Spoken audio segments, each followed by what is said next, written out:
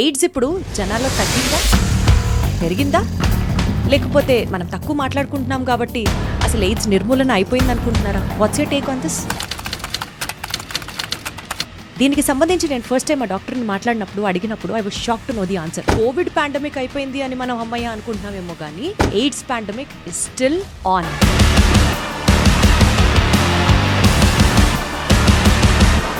ఆయన total life కేవలం ప్రజల కోసమే, ప్రజల ఆరోగ్యం కోసమే డెడికేట్ చేసినటువంటి ఓ మహోన్నత వ్యక్తిని మనం గెస్ట్గా ఈరోజు తీసుకురావడం జరిగింది. హెచ్ఐవి అటాక్ అయింది అన్న వెంటనే ఇట్ ఈస్ నాట్ డ్రెడ్ఫుల్. అయితే డెఫినెట్లీ డ్రెడ్ఫుల్ కాదు. ఆ పేషెంట్ ఎంత కాలం బతకడానికి ఆస్కారం ఉంటుంది? అంటే ఇది ఒక జనరలైజ్డ్ స్టేట్మెంట్.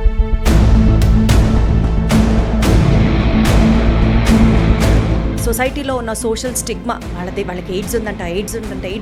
హెచ్ఐవి పేషెంట్ని తరలించినటువంటి అంబులెన్స్ని కూడా తగలబెట్టేసింది. మాకు చెప్పేది మన కంట్రీలో ఒకప్పుడు ఎయిడ్స్ ఎంత ప్రివిలెన్స్ ఉంది, ఈ వాళ్ళ రోజున ఎంత ప్రివిలెన్స్ ఉంది సార్? ప్రతి 5 భారతీయ హెచ్ఐవి పేషెంట్లో ఒకటి తెలియదు. రెండోది ఏంటంటే కండోమ్ వాడడం కూడా చాలా మందికి ఇప్పటికీ తెలియదు అనుకుంటున్నా. పేషెంట్ లెవెల్ ఆఫ్ కంటెంట్మెంట్ ఉంటుంది చూడండి సార్. డాక్టర్ గారు అని కాళ్ళ మీద పడిపోతారు. షూ వేసుకుంటే పేషెంట్లు కాళ్ళ మీద పడితే అదేదో షూ మీద పడినట్టు బాగుండదని నేను అప్పుడు చెప్పులు మార్చాను.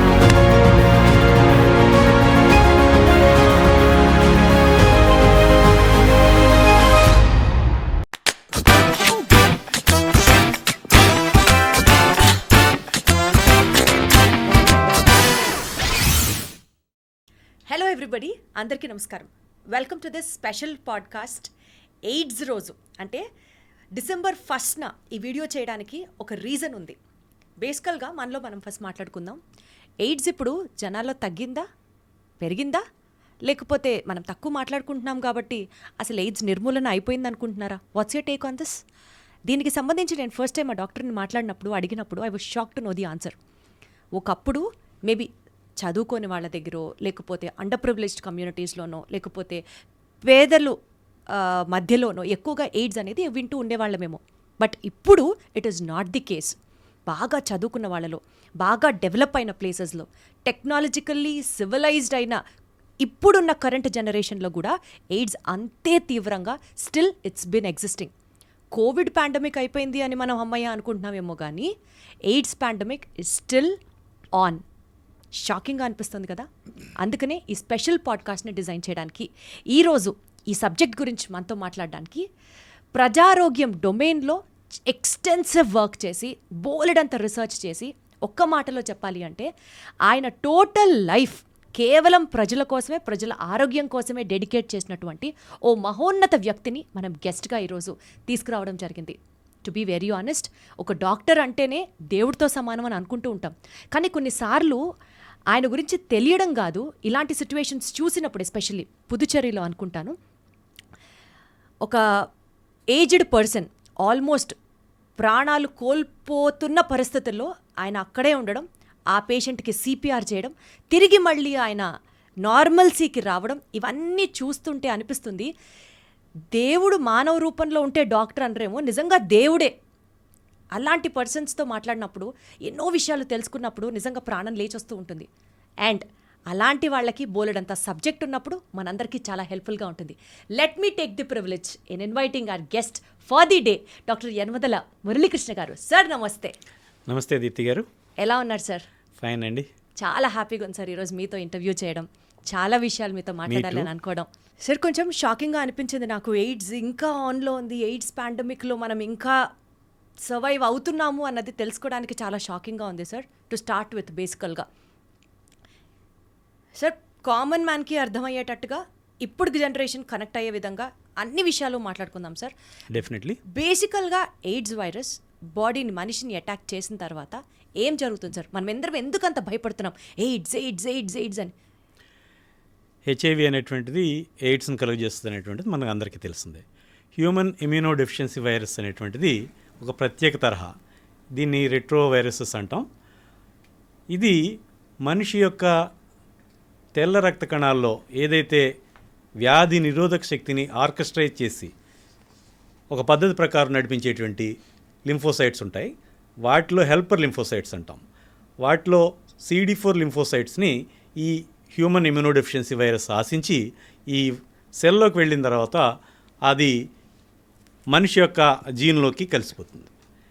ఒక్కసారి ఈ జీన్స్లోకి ఈ HIV కలిసిపోయిన తర్వాత ఇన్ఫెక్షన్ అనేటువంటిది ఇంక పెర్మనెంట్. దాన్ని ఇప్పటి వరకు తొలగించేటువంటి టెక్నాలజీ డెవలప్ చేయలేకపోయాం.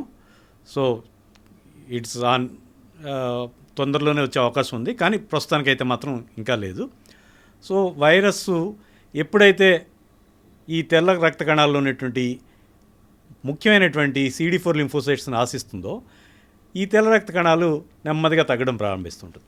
మన అందరికీ తెలుసు, ప్రతి నిత్యం మనిషి యొక్క ఎముక మూలుగలో ఏదో బోన్ మ్యారో అంటాం, దాంట్లో నిత్యం కొన్ని మిలియన్లు బిలియన్ల కణాలు పుట్టుకొస్తూ ఉంటాయి. అలాగే మన శరీరంలో వాటి వయస్సు ఎర్ర రక్త కణాలకి ఒక 100 రోజులు 120 రోజులు, తెల్ల రక్త కణాల్లో కొన్నింటికి 2 రోజులు లేకపోతే 10 రోజులు 20 రోజులు, కొన్నింటికి సంవత్సరాలు నెలలు ఇట్లా ఉంటూ ఉంటాయి. ఎప్పుడైతే ఈ పుట్టుకొచ్చే కణాలు ఈ నాశనం అయిపోయి ఏదైతే ఈ వైరస్ ఆశించడం మూలంగా ఇది పనిచేయకుండా పోతుంది, అది ఏదైతే ఈ ఇతర వైరల్ బ్యాక్టీరియల్ ఫంగల్ పారాసైటిక్ ఇన్ఫెక్షన్ని ఎదుర్కోవాల్సి ఉంటుందో ఆ పని చేయకుండా పోతుంది. అటువంటి సందర్భంలో ఈ శరీరంలో పుట్టుకొచ్చేటువంటి కణాల కంటే కూడా నాశనం అయ్యేటువంటి కణాలు ఎక్కువైపోయినప్పుడు, ఆ ఈక్విలిబ్రియం దెబ్బతిన్నప్పుడు, ఎప్పుడైతే ఈ CD4 లింఫోసైట్స్ సంఖ్య సాధారణంగా 500 నుంచి 1500 ఉంటాయి మిల్లీలీటర్కి, ఇది ఒక 200 లేదా ఆ స్థాయికి పడిపోయిన తర్వాత ఈ HIVకి గురైనటువంటి వ్యక్తి వివిధ అనేకమైనటువంటి సాంక్రమిక వ్యాధులు, మన చుట్టూ అనేక రకాల జబ్బులు, జగ్గులు, జ్వరాలు, అట్లాగే డయేరియాలు, టీబీ జబ్బులు, న్యూమోనియాలు, మెనింజైటిస్కి సంబంధించినటువంటి బ్యాక్టీరియా, వైరస్ ఇవన్నీ చుట్టూ ఉంటాయి. మనం ఈ బ్యాక్టీరియా, వైరస్, ఈ సూక్ష్మజీవుల యొక్క మేఘాల్లో జీవిస్తున్నాం. వాటి మధ్య మనం ఉన్నాం, మనతో పాటు అవి లేవు. సో అవి ఈ వైరస్కి గురైన HIV బాధితుడి యొక్క శరీరంలో చేరి అనేక జబ్బులను కలుగజేసి ప్రాణాంతకు కూడా కావచ్చు. ఎప్పుడైతే ఈ సీరియస్ జబ్బు ఏదైనా సోకి HIV సోకినటువంటి వ్యక్తి ఒక సీరియస్ ప్రాణాంతకమైనటువంటి జబ్బు బారిన పడతాడో దాన్ని ఎయిడ్స్గా భావిస్తూ ఉంటాం. అచ్చా, సో HIV వైరస్ బాడీలో అటాక్ అయిన తర్వాత ఏదైనా సరే ఇతరత్ర వైరస్లు కూడా అటాక్ చేస్తే అది సీరియస్ కాంప్లికేషన్ అయితే that we have to coat it as HIV. అవును, ఇదంతా కొన్ని సంవత్సరాల పాటు ఉంటుంది. నెమ్మదిగానే తగ్గుతుంది CD4 లింఫోసైట్ సంఖ్య, అది ఒక్కసారిగా తగ్గిపోదు. అంటే ఇప్పుడు వైరస్ బాడీలోకి అటాక్ అయిన తర్వాత సార్, మీరు చెప్పినట్లు CD4 లింఫోసైట్స్ని అటాక్ చేసిన తర్వాత ఎంత కాలానికి మనకి ఈ ఎయిడ్స్ సిమ్టమ్స్ అనేవి కనిపిస్తూ ఉంటాయి? ఏదైతే బ్లడ్ టెస్ట్లు ఉంటాయో బ్లడ్ టెస్ట్లో వెంటనే బయటపడుతుంది. ఒక 3 నెలల లోపలనే ఈ HIV సోకిందన్న విషయం బయటపడుతుంది. కానీ ఈ CD4 లింఫోసైట్స్ తగ్గడం మొదలుపెట్టి అది ఒక్కొక్కళ్ళలో ఒక్కో రకంగా ఉంటుంది. అది ఆ వ్యక్తి యొక్క జెనెటిక్ మేకప్ని బట్టి, అట్లాగే ఆ వ్యక్తి జీవన శైలిని బట్టి, అట్లానే పోషకాహార లోపం ఇలాంటివి ఏమైనా ఉంటే ఇంకా తొందరగా ఒక 6 నుంచి 12-15 సంవత్సరాల పాటు ట్రాన్సిషన్ పీరియడ్ ఉంటుంది. ఈ ట్రాన్సిషన్ పీరియడ్ ఒక 15 సంవత్సరాలు మ్యాక్సిమం ఉంటుంది. కొంతమందిలో 6 ఏళ్ళకి 5 ఏళ్ళకి కూడా సిక్ అయిపోతారు. సో బేసికల్గా సార్ HIV అటాక్ అయింది అన్న వెంటనే ఇట్ ఈస్ నాట్ డ్రెడ్ఫుల్ అయితే? డెఫినెట్లీ డ్రెడ్ఫుల్ కాదు. సో ఈ 3 months లోపు మనకి బ్లడ్ టెస్టుల్లో తెలుస్తుంది అని అంటున్నారు కదా, బేసిక్ టెస్ట్లు ఏంటి సార్? ఎలాంటి టెస్టులతో జనాలు తెలుసుకోవాలి? ఎలిసా టెస్ట్ అంటూ ఉంటాం. ఎలిసా టెస్ట్లో రకరకాలు ఉన్నాయి. దాంట్లో క్యాసెట్ ఎలిసా అంటాం, అది ఏదైతే మనం ల్యాబ్లో చేస్తూ ఉంటారు, ట్రైడాట్, ఇన్స్టిట్యూట్ లాంటి చిన్న చిన్న టెస్టులు ఉంటాయి. అట్లా కాకుండా ఎలిసా అనేటువంటిది బ్లడ్ బ్యాంకుల్లో చేస్తారు ఇలాంటి టెస్టులు. అలాంటి వాటి వల్ల తెలుస్తుంది. ప్రాథమికంగా తెలిసిన తర్వాత వెస్ట్రన్ బ్లాట్, తర్వాత వైరల్ లోడు, CD4 కౌంట్ ఇవన్నీ చూసి వైరస్ యొక్క ఉధృతి ఏ రకంగా ఉంది, మనిషి యొక్క వ్యాధి నిరోధక శక్తి ఏ మేరకు తగ్గింది అనేటువంటిది అంచనా వేస్తూ ఉంటాం. సార్ బేసికల్గా స్కూల్లో కాలేజ్లో చదువుకున్న నాలెడ్జ్ ప్రకారం అడుగుతున్నాను సార్, బ్యాక్టీరియా, ఫంగస్ అంటే వాటికి స్పెసిఫిక్గా డిఫైన్డ్ మందులు ఉంటాయి. వైరస్ అంటే ఇట్ కీప్స్ ఆన్ చేంజింగ్, కాబట్టి దానికి స్పెసిఫిక్గా మందులు అన్నవి ఉండవు అన్నది ఒక యాంగిల్ అయితే, ఎయిడ్స్లో స్పెసిఫిక్గా సార్ హెచ్ఐవి వైరస్ బాడీని అటాక్ చేసిన తర్వాత బాడీలో వచ్చిన చేంజెస్ అండ్ మెడికేషన్కి అది పనిచేసే విధానం ఎలా ఉంటుందో చెప్పండి సార్. మీరు ముందే చెప్పినట్టుగా చిన్నప్పుడు మనం చదువుకున్నప్పుడుకి వైరస్కి సంబంధించి అనేక మందులు లేవు. ప్రస్తుతం హెచ్ఐవితో సహా హెపటైటిస్ బి, హెపటైటిస్ సి ఇలాంటి అనేక రకాలైన జబ్బులకి వైరస్లకి వ్యతిరేకంగా పనిచేసేటువంటి చాలా మందులు వచ్చినాయి. సైటోమెగలో వైరస్ కానివ్వండి, లేకపోతే హెర్పిస్ సింప్లెక్స్ వైరస్ కానివ్వండి, ఇలాంటి వీటన్నింటి కూడా మందులు వచ్చినాయి. సో ఇప్పుడైతే మాత్రం చాలా వాటికి మందులు ఉన్నాయి, చాలా వాటికి లేవు కూడా. సో ఈ వైరస్ బారిన పడ్డ వాళ్ళకి ఇప్పుడు యాంటీరెట్రోవైరల్స్ దాదాపు 25 రకాల మేరకు ఇంట్రడ్యూస్ చేశారు. 25 రకాల మందుల్లోనూ వివిధ కాంబినేషన్లో 3 కొంచెం అటు ఇటులో వాడతాం పరిస్థితిని బట్టి. సో నేనైతే ఒక 2 డ్రగ్ కాంబినేషన్ మొదటి నుంచి వాడుతున్నాను. అది దాని గురించి తర్వాత మాట్లాడదాం. 100% సార్, దాని గురించి మనం మాట్లాడి తీరాలి. అసలు ఈ హెచ్ఐవి వైరస్ ఫిజియాలజీ గురించి ఫస్ట్ మాట్లాడుతున్నాం కాబట్టి సార్, మనకి కోవిడ్ అప్పుడు వేరియంట్స్ ఏవో పేర్లు విన్నాం, డెల్టా వైరస్ అని, ఆమ్ని వేరియంట్ అని, ఇట్లా. అలా హెచ్ఐవి వైరస్లో కూడా ఈ particular variant of virus attack చేస్తే హెచ్ఐవి వస్తుంది అనేమన్నా ఉందా, or else any HIV virus is dreadful అని అంటారా? హెచ్ఐవి ఇన్ఫెక్షన్ ఎస్టాబ్లిష్ అయిన తర్వాతే మనం హెచ్ఐవి ఇన్ఫెక్టెడ్ అంటాం మనం. కాబట్టి ఎనీ వైరస్ దాంట్లో 2 ప్రధానమైన రకాలు ఉన్నాయి, హెచ్ఐవి1, హెచ్ఐవి2. హెచ్ఐవి1 అనేటువంటిది ప్రపంచవ్యాప్తంగా దాదాపు 90%, 99, 98% వరకు హెచ్ఐవి1 ఉంటుంది. హెచ్ఐవి2 అనేటువంటిది చాలా తక్కువగా ఉంటుంది, ప్రధానంగా ఆఫ్రికా దేశాల్లో ఉంటుంది. మనకు కూడా హెచ్ఐవి2 అనేటువంటిది ఉంది. ఈ హెచ్ఐవి1లో మళ్ళీ ఎం నుంచి ఓ వరకు, ఏ నుంచి హెచ్ వరకు ఇట్లా రకరకాలు ఉంటాయి. ఏ, బి, సి, డి, ఈ, ఎఫ్, జే, కే ఇట్లా అవి తప్ప మిగతా అన్నీ ఉంటాయి. ఇవి రకరకాలు ఉంటాయి. ఒక్కొక్క దేశంలోనే ఒక్కొక్క రకం ప్రబలంగా ఉంటుంది. మన దేశంలో బీసీ హెపటైటిస్, అదే హెచ్ఐవి టైప్ 1లో బీసీ వేరియంట్స్ ఎక్కువగా ఉంటుంటాయి. Right sir. సో బేసికల్గా సార్, ఈ వైరస్ అటాక్ అయిన తర్వాత బాడీలో వచ్చే చేంజెస్ ఏంటి సార్? అంటే హెచ్ఐవి వైరస్ వచ్చింది, ఎలిసా టెస్ట్లో తెలిసింది హెచ్ఐవి వైరస్ వచ్చింది అని, ఆ పేషెంట్ ఎంతకాలం బతకడానికి ఆస్కారం ఉంటుంది? And from when would his health start deteriorating? ఏదైతే అభివృద్ధి చెందుతున్న పేద దేశాల్లో ఉన్న పేషెంట్లకి తక్కువ కాలంలోనే వాళ్ళ చుట్టూ ఉన్నటువంటి వివిధ అనేక జబ్బులకి లోనవుతుంటారు. మన చుట్టూ రకరకాల డయేరియాలు, ఏదో చిన్న ఫుడ్ పాయిజన్ అయిందని చెప్పేసి 1 రోజు 2 రోజులు విరేచనలతో బాధపడతాం. అట్లానే నిత్యం మనం ఏదోటి దగ్గుతోటో లేకపోతే ఏదోటి జలుబులు అవి చాలా ఎక్కువగా ఉంటుంది. అభివృద్ధి చెందిన దేశాల్లో మాత్రం ఇన్ఫెక్షన్స్ ఏజెంట్స్ వాళ్ళ వాతావరణంలో చాలా తక్కువగా ఉంటాయి. వాళ్ళ వాతావరణంలో ఈ వైరస్లు ఉంటాయి మ్యాక్సిమం. ఈ బ్యాక్టీరియా కానీ ఫంగై కానీ ఇవన్నీ చాలా తక్కువగా ఉంటుంటాయి. పారాసైట్స్ ఇంకా తక్కువగా ఉంటాయి. సో అభివృద్ధి చెందుతున్న లేదా పేద దేశాల్లో తక్కువ టైంలోనే క్షయవ్యాధికి లోను కావడం, లేకపోతే విరేచనాలకు లోను కావడం, తరచుగా న్యూమోనియాకి లోను కావడం ఇట్లాంటివి జరుగుతూ ఉంటాయి. సో ఇది ఒక 5 నుంచి 10 సంవత్సరాల లోపలనే జరుగుతూ ఉంటుంది. అభివృద్ధి చెందిన దేశాల్లో మాత్రం ఒక 15 ఏళ్ళు 20 ఏళ్ల పాటు వాళ్ళకి ఏ విధమైన జబ్బులు రావు. అదే మన దేశం అయితే సార్, మన దేశంలో అయినా 6, 7, 8 ఏళ్ళ కల్లా జబ్బులు బాటపడుతుంటాయి. అంటే ఇది ఒక generalised statement. There are exceptions. కొంతమంది 15 ఏళ్ళు 20 ఏళ్ళు కూడా ఆరోగ్యంగానే ఉండొచ్చు, కొంతమంది 1 సంవత్సరం 2 సంవత్సరాల్లోనే సిక్ అయిపోవచ్చు. సో ఇందాక మీరు అడిగినట్టుగా ఎంతకాలం బతుకుతారు, ఇది చావా లేకపోతే చావు బతుకుల సమస్య అని అడిగారు. అభివృద్ధి చెందిన దేశాల్లో యాంటీరెట్రోవైరల్స్ సక్రమంగా వాడితే వాళ్ళ అమెరికాకు చూసుకుంటే ఉదాహరణకి 80 ఏళ్ళు వాళ్ళ యొక్క సగటు ఆయుష్ ప్రమాణం అనుకుంటే వాళ్ళ దేశపు లైఫ్ ఎక్స్పెక్టెన్సీ 72 ఏళ్ళు హెచ్ఐవి సోకిన వాళ్ళు. అంటే దాదాపు 90% life expectancy compare to healthy people. Healthy పాపులేషన్తో పోలిస్తే 90% వాళ్ళు, అంటే వాళ్ళు ఒక 80 ఏళ్ళు బతుకుతుంటే వీళ్ళు 72 ఏళ్ళు బతుకుతున్నారు అనమాట. సో ఇంచుమించుగా హెచ్ఐవి అభివృద్ధి చెందిన దేశాల్లో, అట్లాగే యాంటీరెట్రోవైరస్ వీటి గురించి తగిన అవగాహన ఉండి చక్కగా వాడగలిగినటువంటి వైద్యులు ఉన్న చోట హెచ్ఐవి అనేటువంటిది it is not a death sentence. అదేమి చావుకి దారి తీసేటువంటి పెద్ద విషయం కాదు. ఇతర దీర్ఘకాలిక వ్యాధులు, ఒక ఆస్తమా, ఒక థైరాయిడ్ సమస్యలు, ఇట్లాంటి సమస్యలాగే ఇది కూడా ఒక దీర్ఘకాలిక సమస్య.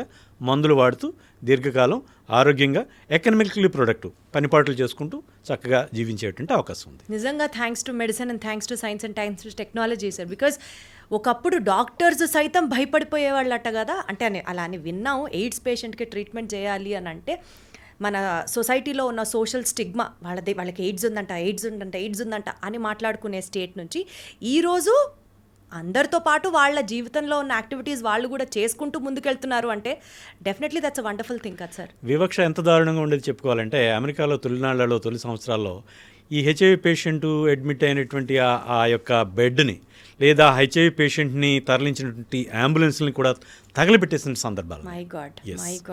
సో భారతదేశంలోకి వచ్చేటప్పటికి మనకు కూడా ఈ రకమైనటువంటి అపోహలతో మొదట్లో ఉండేది, స్టిగ్మా ఉండేది. బహుశా నేను అనుకోవడం 2000 సంవత్సరంలో నేను ప్రాక్టీస్ స్టార్ట్ చేశాను. ప్రాక్టీస్ స్టార్ట్ చేసిన మొదట్లో నేను గ్లోవ్స్ లేకుండా నా పేషెంట్లని వాళ్ళ యొక్క హెచ్ఐవి స్టేటస్ తెలిసిన తర్వాత పేషెంట్లని పరీక్ష చేస్తూ ఉంటే చాలా ఆశ్చర్యపోయేవారు. సార్ మీరు ముట్టుకున్నారు, ఏమయ్యా గ్లోవ్స్ వేసుకోలేదు సార్. ఎందుకంటే ఇప్పటి వరకు ఈ జబ్బు ఉందని మాకు ఈ జబ్బు ఉందని తెలిసిన తర్వాత ఏ డాక్టర్ కూడా మమ్మల్ని ఇలా ముట్టుకోలేదు సార్ అని చెప్పేసి ఎంత గుండె తడి అయ్యేది, అట్లాంటి సందర్భాలు ఉండేవి. సో ఇప్పుడైతే కొంచెం తగ్గింది, కానీ ఇప్పుడు కూడా అక్కడక్కడ వింటూనే ఉన్నాం.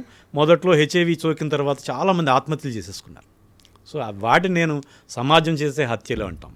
ఏదైతే మనసులు వికసించకపోవడం, ఒక పెద్ద హృదయం లేకపోవడం మూలంగా వాళ్ళని చిన్నబొచ్చడం, అవమానించడం, దూరం పెట్టడం మూలంగా వాళ్ళకు ఉపాధి కోల్పోవడం, లేకపోతే ఇంకా మానసికమైనటువంటి వ్యాకులతకి గురై వాళ్ళ ఆత్మహత్యలకు పాల్పడేవారు. ఇప్పుడు చాలా వరకు తగ్గినప్పుడు కూడా హియర్ అండ్ దేర్ మనం వింటూనే ఉన్నాం. ఇనీషియల్ డేస్లో మీరు అలాంటివి ఏం ఫేస్ చేయలేదా సార్? బికాజ్ మీరు అలాంటి పేషెంట్స్కి ట్రీట్మెంట్ ఇస్తూ మీకు సైన్స్ తెలుసు, మీకు మెడిసిన్ తెలుసు, పట్టుకున్నంత మాత్రాన ఎయిడ్స్ రాదన్న అవగాహన మీకుంది. కానీ ఎక్స్క్లూజివ్గా అంతవరకు సొసైటీలో ఎయిడ్స్ గురించి మీరు చేస్తుంటే మీరు అలాంటి స్టిగ్మా ఫ్రమ్ ది సొసైటీ ఏం ఫేస్ చేయలేదా? డెఫినెట్గా నేను నా పేషెంట్ల వరకు నేను నడిచే దేవుడిగా చూసుకుంటాను. నేను ఎక్కడైనా ఏదైనా ఫంక్షన్కి వెళ్ళినా లేకపోతే ఇంకో చోటకి వెళ్ళినా నేను పేషెంట్లకు ముందే చెప్తాను, మీరు నన్ను పలకరించక్కర్లేదు, ఎందుకంటే మీ ఐడెంటిటీ బయట పెడితే మిమ్మల్ని ఇబ్బంది పడతారేమో. సో నన్ను నేను తగ్గించుకునే బతికాను. అది పెద్ద విషయమే నా వరకు. కానీ ప్రొఫెషనల్ జాబ్ సాటిస్ఫాక్షన్ అనేటువంటిది నేను అనుభవించినంత జాబ్ సాటిస్ఫాక్షన్ ఎవరూ అనుభవించలేదు. దేవుడు సార్ వండర్ఫుల్. అసలు మీకు ఎలా స్టార్ట్ అయింది సార్ ఇటువైపు నడవాలి, సోషల్ హెల్త్ గురించి నా వంతు నేను సైతం రెస్పాన్సిబిలిటీ తీసుకోవాలి అని? How did it all started for you sir? నేను 97లో ఎండి మైక్రోబయాలజీ జాయిన్ అయ్యాను. నేను చాలా ప్రతిభావంతుడిని. నేను హౌస్ సర్జన్గా ఉండగానే పెళ్లి చేసేసుకున్నాను. ఆ పెళ్ళి అయిన తర్వాత అందరూ అంటుంటారు కదా విద్యా నాశనం అన్నట్టే, అట్లా సరే ఏదో ఎంట్రన్స్ రాస్తే ఏదో సీట్ వచ్చింది, ఎండి మైక్రోబయాలజీ జాయిన్ అయ్యాను. నాకేం పెద్ద ఆసక్తి లేదు, ఎందుకంటే నా స్కోప్ ఏ గ్రూప్ కోసం ఎక్స్పెక్ట్ చేశారు? నేనేమి ఎక్స్పెక్టేషన్స్ ఏం లేవు, కానీ microbiology was not my choice, not your domain అనిపించింది. అక్కడ చదివారు మైక్రోబయాలజీ? ఎస్, కంప్లీట్ చేస్తున్నాను. సో నేను అక్కడ చేరిన తర్వాత అక్కడ అప్పట్లో సెంటినల్ సర్వీస్ చేసేవాళ్ళం. ఇంత పెద్ద దేశంలో హెచ్ఐవి ఏ రకంగా వ్యాప్తి చెందుతుంది అనేటువంటిది ఈ గర్భిణీ స్త్రీలలో అంచనా వేసేటువంటి సర్వేలు చేస్తూ ఉండేవాళ్ళం. అది వాళ్ళకి తెలియకుండా మేము సర్వే చేస్తూ ఉంటాం. ఏదైనా యాంటీనేటల్ క్లినిక్ జరిగే రోజున ఒక పల్లెల్లో లేదా పిహెచ్సిలకి వెళ్ళి వాళ్ళందరూ శాంపిల్స్ తెచ్చి చేయటం. అప్పుడు మనకు అర్థమైంది ఏంటంటే 1000కి 16 మందికి గర్భిణులు HIV positive, 1.6. It was in 1997 and 98. అప్పటికి ఇంకా ఇంత విషయం లేదు, అవేర్నెస్ లేదు, అసలు దేశంలో ఎంత మేరకు ఉందని కూడా అవగాహన లేదు. అప్పుడు దీనికి సంబంధించి పథకాలు రూపొందించడానికి కేంద్ర ప్రభుత్వం చేసేటువంటి సర్వేలెన్స్లో నేను కీలకంగా వ్యవహరించాను. నేనే చేశాను ఆ పనులు. మైక్రోబయాలజీ డిపార్ట్మెంట్ తరపున నేను చేశాను. అప్పుడు నాకు అర్థమైంది, ఏదైతే అప్పటికే ఆఫ్రికాలో కొన్ని దేశాలు, జింబాబ్వే, జైరీ, జిబోటి, స్వాజిలాండ్, ఇలాంటి కొన్ని దేశాలు, ఉగాండా, ఎయిడ్స్ మూలంగా శ్రామిక తరాన్ని కోల్పోయినాయి. ప్రధానంగా అంత డ్యామేజ్ జరిగిపోయింది. హెచ్ఐవి అనేటువంటిది ప్రధానంగా సెక్స్ ద్వారా వ్యాపిస్తుంది. సెక్షువల్ యాక్టివ్ పీపుల్ ఎవరంటే కష్టపడి పనిచేసి దేశానికి అభివృద్ధికి తోడ్పడేటువంటి శ్రామిక తరం. సో అటువంటి తరాన్ని దాదాపు కొన్ని దేశాలు అప్పట్లో 30%, 33%, 12%, 22% ఇట్లా కోల్పోయింది. దేశాలు శిథిలం అయిపోయింది. సో మన దేశానికి కూడా హెచ్ఐవి అనేటువంటిది ఒక పెద్ద సమస్యగా పరిణమించబోతోంది అనే విషయాన్ని నేను అప్పుడే గుర్తించి దీని గురించి లోతుగా అధ్యయనం చేయాలని చెప్పేసి నేను నిర్ణయించుకుని చాలా ఎక్కువగా నా ఎండి పూర్తయ్యేటప్పటికి బహుశా దేశంలో ఏ ఒక్క లైబ్రరీలో కూడా నా దగ్గర ఉన్నంత హెచ్ఐవి రిలేటెడ్ మెటీరియల్ ప్రపంచం నలుమూల నుంచి రప్పించినటువంటి మెటీరియల్ ఉండదు. అంత ఎక్కువ ఎక్స్టెన్సివ్గా నేను దీని గురించి తవ్వి బాగా పూర్తిగా అధ్యయనం చేశాను. సో నేనేమనుకున్నాను, నేను ఏదో ఒక ఎండీ చేసి మా ఊరు వెళ్ళిపోయి ఎవరో సీనియర్ డాక్టర్ దగ్గర పనిచేసి సొంత ఊళ్ళో ఒక నర్సింగ్ హోమ్ పెట్టుకుని గడుపుదాం అనుకున్నామండి. సో ఇట్లా తిరిగి దీని గురించి తెలుసుకునే క్రమంలో ప్రజల్లో అజ్ఞానం కాదు, ప్రజల్లో అవగాహన లేకపోవడం కాదు, డాక్టర్లకే హెచ్ఐవి ఎయిడ్స్ గురించి ఏమీ తెలియదు ఆనాటికి అనే విషయం బాగా అర్థమైంది. అప్పటికే ఎయిడ్స్ స్పెషలిస్టులుగా చెప్పుకునే కొంతమందికి కూడా చాలా ప్రిమిటివ్గా విషయాలు కూడా తెలియదు అనే విషయం నాకు అర్థమయ్యి, సో ఇన్ని విషయాలు నేర్చుకున్నాను, ఇంత తెలుసుకున్నాను, ఇంత చదువుకున్నాను. అప్పటికి ఇంకా నేను మా ఊరు వెళ్ళడం అనేసి నేను ఉమ్మడి ఆంధ్రప్రదేశ్లో 2000 సంవత్సరంలో మొట్టమొదటి అచ్చంగా హెచ్ఐవి ఫిజిషియన్గా ప్రాక్టీస్ స్టార్ట్ అచ్చంగా హెచ్ఐవి ఫిజిషియన్. ఎస్, అది చాలా డేరింగ్ స్టెప్ కదా సార్. అసలు నాకు అప్పట్లో అయితే వారానికి 1-2 పేషెంట్లు వచ్చేవారు, వారానికి 1-2. అప్పటికి ఇంకా అవగాహన లేదు, దీనికి ఏదైనా చేయొచ్చు అనేటువంటి అవగాహన లేదు. నిజానికి అప్పటికే భారతదేశంలో 3 రకాల మందులు ఉన్నాయి. అయినప్పటికీ కూడా ఇది ఏదో ఎప్పుడు మీరు ఇందాక అన్నారు చూడండి, నా చిన్నప్పుడు వైరస్ అంటే దానికి మందులు లేవన్నాడు, అట్లాగే దీనికి కూడా ఏ మందులు లేవనేటువంటి ఒక అవగాహన. ఇంకొక విషయం చెప్తా, నేను ప్రాక్టీస్ పెట్టే మందు, నేను అప్పుడు 98-2000 మధ్యలో అప్పట్లో సెకండ్ లార్జెస్ట్ సర్క్యులేటెడ్ డైలీ ఒక 4 మిలియన్ రీడర్షిప్ ఉండేది వార్తలో నేను ఒక 40 ఆర్టికల్స్ రాశాను అప్పటికే. 98-2000 మధ్యలో.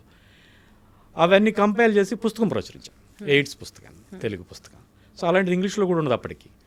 ఆ పుస్తకం పట్టుకుని తూర్పుగోదావరి, పశ్చిమ గోదావరి ఉమ్మడి జిల్లాల్లో ఒక 800 మంది డాక్టర్లని ఒక 15 రోజుల పాటు రోజు పొద్దుటే అలా వెళ్ళిపోయి ఒక 15 రోజుల పాటు 800 మంది డాక్టర్లను కలిసి, అయ్యా నేను ఈ జబ్బుకు సంబంధించి ఇంత పని చేశాను, మీకు ఎప్పుడైనా హెచ్ఐవి పేషెంట్ తగిలితే నాకు పంపించండి సార్ అంటే, నేను ఐ కెన్ మేనేజ్ బెటర్ అని. యూ క్యాంట్ ఇమాజిన్, 4-5 మించి పంపించలేదు నాకు. అసలు వాళ్ళకే అవగాహన లేదు ఇది ఏదైనా చేయొచ్చు అని. జస్ట్ ఎవరికి వాళ్ళు ఒక అంటే నేనేమి నిరసన కాదు, నిందా కాదు, దట్స్ వాట్ ఐ ఎండ్యూర్డ్. అన్నింటినీ దాటుకుని వచ్చాను. ఎగ్జాక్ట్లీ సార్, ఎంత కరేజ్ మీరు పుల్అప్ చేసుకోకపోతే అప్పటి నుంచి ఇంత ఎక్స్టెన్సివ్ వర్క్ చేసి, ఇంత నాలెడ్జ్ పెట్టుకొని, రీసెర్చ్ చేసి, మీరు వెళ్ళి డాక్టర్స్ని అప్రోచ్ అవుతూ వారానికి 1-2 పేషెంట్స్తో ఇప్పటిదాకా అంటే ప్రస్తుతం నేను రోజుకి 15 మంది, కొంచెం +-5 పేషెంట్లు అండి, 15 మందిని చూస్తూ ఉంటాను. దట్ డిస్హార్టనింగ్గా అనిపించలేదా సార్? నేను పని చేయదలుచుకున్నాను అంతే అండి. ఎందుకంటే నాకు చాలా ఎక్కువ తెలుసు, నాకు తెలుసు. పేషెంట్లు కొంతమంది రికవర్ అయిన తర్వాత ఆ విషయాలు మళ్ళీ పేషెంట్లే. అంటే ఒక స్పెషాలిటీ ప్రాక్టీస్ అనేది రిఫరల్ ప్రాక్టీస్. నా కొలీగ్స్ రిఫర్ చేస్తే వాళ్ళు వేరే సందర్భంలో హెచ్ఐవి టెస్ట్ చేస్తే హెచ్ఐవి ఉందని బయటపెడితే అప్పుడు నాకు రిఫర్ చేస్తే నేను చూడాల్సిన కేసులు. కరెక్ట్. కానీ నేను పేషెంట్ సెంట్రిక్గా స్పెషాలిటీ ప్రాక్టీస్ని కూడా ఇండివిజువల్గా పేషెంట్ సెంట్రిక్గా పేషెంట్లు రికవర్ అయిన పేషెంటే నాకు పేషెంట్లు పంపించేటట్టుగా నేను అట్లా నడిపాను. నేను ఈరోజు కూడా అలాగే నడుపుతున్నాను. నాకు రిఫరల్స్ తక్కువ, పేషెంట్లు తీసుకొస్తూ ఉంటారు. Word of mouth. అదే సార్, అదే మీ టాలెంట్ అక్కడే ఉంటారు. ఇప్పుడు మీరు సోషల్ మీడియాలో ప్రత్యేకంగా మీ ఫేస్బుక్, మీ సోషల్ మీడియా అకౌంట్స్లో ఒక చిన్న వార్త పెడితే చాలు అంత వైరల్ అయిపోవడానికి కారణం ఏంటంటే because people are looking up at doctor Muralikrishna గారు. పలానా వాళ్ళు చెప్పారనో వేరే వాళ్ళు చెప్పారనో కాదు, ఇండివిజువల్గా పీపుల్ మిమ్మల్ని వాల్యూ చేస్తున్నారు, పీపుల్ మిమ్మల్ని గుర్తిస్తున్నారు, పీపుల్ మీ దగ్గర నుంచి ట్రీట్మెంట్ కావాలని కోరుకుంటున్నారు. That's where you have stood up today sir. సింపుల్గా చెప్పాలంటే కామన్ సెన్స్ అండి. నేను కోవిడ్కి సంబంధించి వర్క్ చేస్తాను. కోవిడ్కి ఇట్లా ఏం జరుగుతోంది అందులో, దాంట్లో మొదటి వేవ్లోనే గుర్తించారు. ఒక 1/3 ఆఫ్ పేషెంట్స్, ఒక 135 మంది ఊపిరితిత్తుల్లో రక్తం గడ్డగట్టి చనిపోయారండి. హాస్పిటల్స్లో అడ్మిట్ అయిన వాళ్ళకి ఇస్తాం మేము ఈ రివరాక్స్బోన్లో, హెపారిన్లో ఇట్లాంటివన్నీ ఇస్తాం. ఈ ఏవైతే థ్రోంబోలైటిక్స్, ఈ రక్తనాళాలలో గడ్డగట్టకుండా ఉండడానికి, కట్టిన గడ్డలను కరిగించడానికి. కానీ అవుట్ పేషెంట్లకి ఇవ్వం. నేను యాస్పిరిన్ మొదలుపెట్టాను ఎప్పుడైతే ఈ కోవిడ్ డెల్టా వేవ్ సివియర్గా లక్షలాది మంది ప్రాణాలు కోల్పోయారు అప్పుడు. అట్లనే విపరీతమైన ఆయాసం, విపరీతమైన ఇన్ఫ్లమేషన్ ఉంటుంది, వాపు అంటాం, ఊపిరితిత్తుల వాపు. దానికి యూకేలో స్టడీ చేసినటువంటి డెక్సామెజోన్, అది ఒక పెద్ద మలుపు. అది నేను ప్రెడ్నిసోలోన్ రూపంలో నేను ఇచ్చాను. Methyl prednisolone. Yes, not methyl prednisolone. Yes. అట్లానే ఏదైతే వాళ్ళు బ్యాక్టీరియల్ ఇన్ఫెక్షన్ గురవుతూ ఉన్నారు, సో కొంచెం రెస్పిరేటరీ ట్రాక్ట్ స్పెసిఫిక్గా ఉండేటువంటి, రెస్పిరేటరీ ట్రాక్ట్ ఇన్ఫెక్షన్కి ఉపయోగపడేటువంటి ఎజిత్రోమైసిన్. సో ఈ మూడింటిని, సో ఏదైతే మన కామన్ సెన్స్ ఉంటుందో, ఏమి ఉండదు, కొత్తగా కనిపెట్టేసేది ఏమీ లేదు, అక్కడ ఉన్నదాన్నే క్రోడీకరించడం. ఆ మాత్రం ధైర్యం చేయడం, ఆ మాత్రం ఆలోచించడం, ఆ మాత్రం మనుషుల్ని ప్రేమించడం, ఆ మాత్రం సబ్జెక్ట్ని ప్రేమించడం, ఆ మాత్రం మన చుట్టూ వాళ్ళని ఉన్న వాళ్ళని ప్రేమించడం, అంతే, అంతకుమించి ఇంకేం కాదు. అంటే థియరీ ప్రోటోకాల్ ఫాలో అవ్వకుండా ఇట్ ఈస్ జస్ట్ సిచ్యువేషన్కి తగ్గట్టుగా మీరు వైద్యం చేసేవారు అని చెప్పదలుచుకుంటున్నారా? నేను థియరీనే ఫాలో అయ్యానండి. అక్కడ ఏది ఎలా చచ్చిపోయారనే విషయాలన్నీ తెలిసినాయి కాబట్టి దాన్నే ఫాలో అయ్యాను. అది మిగతా వాళ్ళు ఫాలో అవ్వలేదు. ఎంతసేపు హైడ్రాక్సిక్లోరోక్విన్ సల్ఫేటు, ఐవర్మెక్టిన్, డాక్సిసైక్లిన్ ఇట్లా తిప్పి చెప్పారు తప్ప. సో మనం హాస్పిటల్లో అడ్మిట్ అయినప్పుడు వాడికి హెపారిన్ ఇస్తున్నాం, వైకాంట్ వాడికి కొంచెం సీరియస్గా కాకుండా ఇంటి దగ్గరే ఉన్నప్పుడు రక్తం గడ్డగట్టకుండా ఉండడానికి ఒక యాస్పిరిన్ ఇస్తే ఏం పోయింది అనేటువంటిది లేదు. సో కోవిడ్ తర్వాత దాదాపుగా 20% మేరకు గుండెకు సంబంధించినటువంటి మరణాలు పెరిగినాయండి. ఇవన్నీ కూడా చాలామంది మనం వింటూ ఉన్నాం. ఒక కన్నడ నటుడు ఎవరో చనిపోయారు, లేకపోతే మొన్న పెద్ద గాయకుడు కేకే అని ఆయన చనిపోయారు. ఇవన్నీ మనం వింటూ ఉన్నాం. They are in mid-50s. Correct sir. ఎందుకు చనిపోయారు? కోవిడ్ ఎవరికి ఒప్పుకోవడానికి ఉండదు. ఎప్పుడో ఏజ్ ఓల్డ్గా మనకి ట్రెడిషనల్గా దశాబ్దాల తరబడి ఏదో ప్రయోగాలు లేకపోతే పరిశీలనలో చేసి అన్ని క్రోడీకరించి అది ఎక్కడికి వస్తే చదువుతాం అనుకుంటాం. కానీ వ్యాన్ సిచ్యుయేషన్ డిమాండ్స్, కోవిడ్ అనేటువంటిది ఒక సివియర్ సిచ్యుయేషన్, ఎక్స్ట్రాడినరీ సిచ్యుయేషన్, దాన్ని మనం ఎక్స్ట్రాడినరీగా డీల్ చేయాలి. సో హెచ్ఐవికి సంబంధించిన ట్రీట్మెంట్లు అట్లా ఎక్స్ట్రాడినరీగా చేశారు.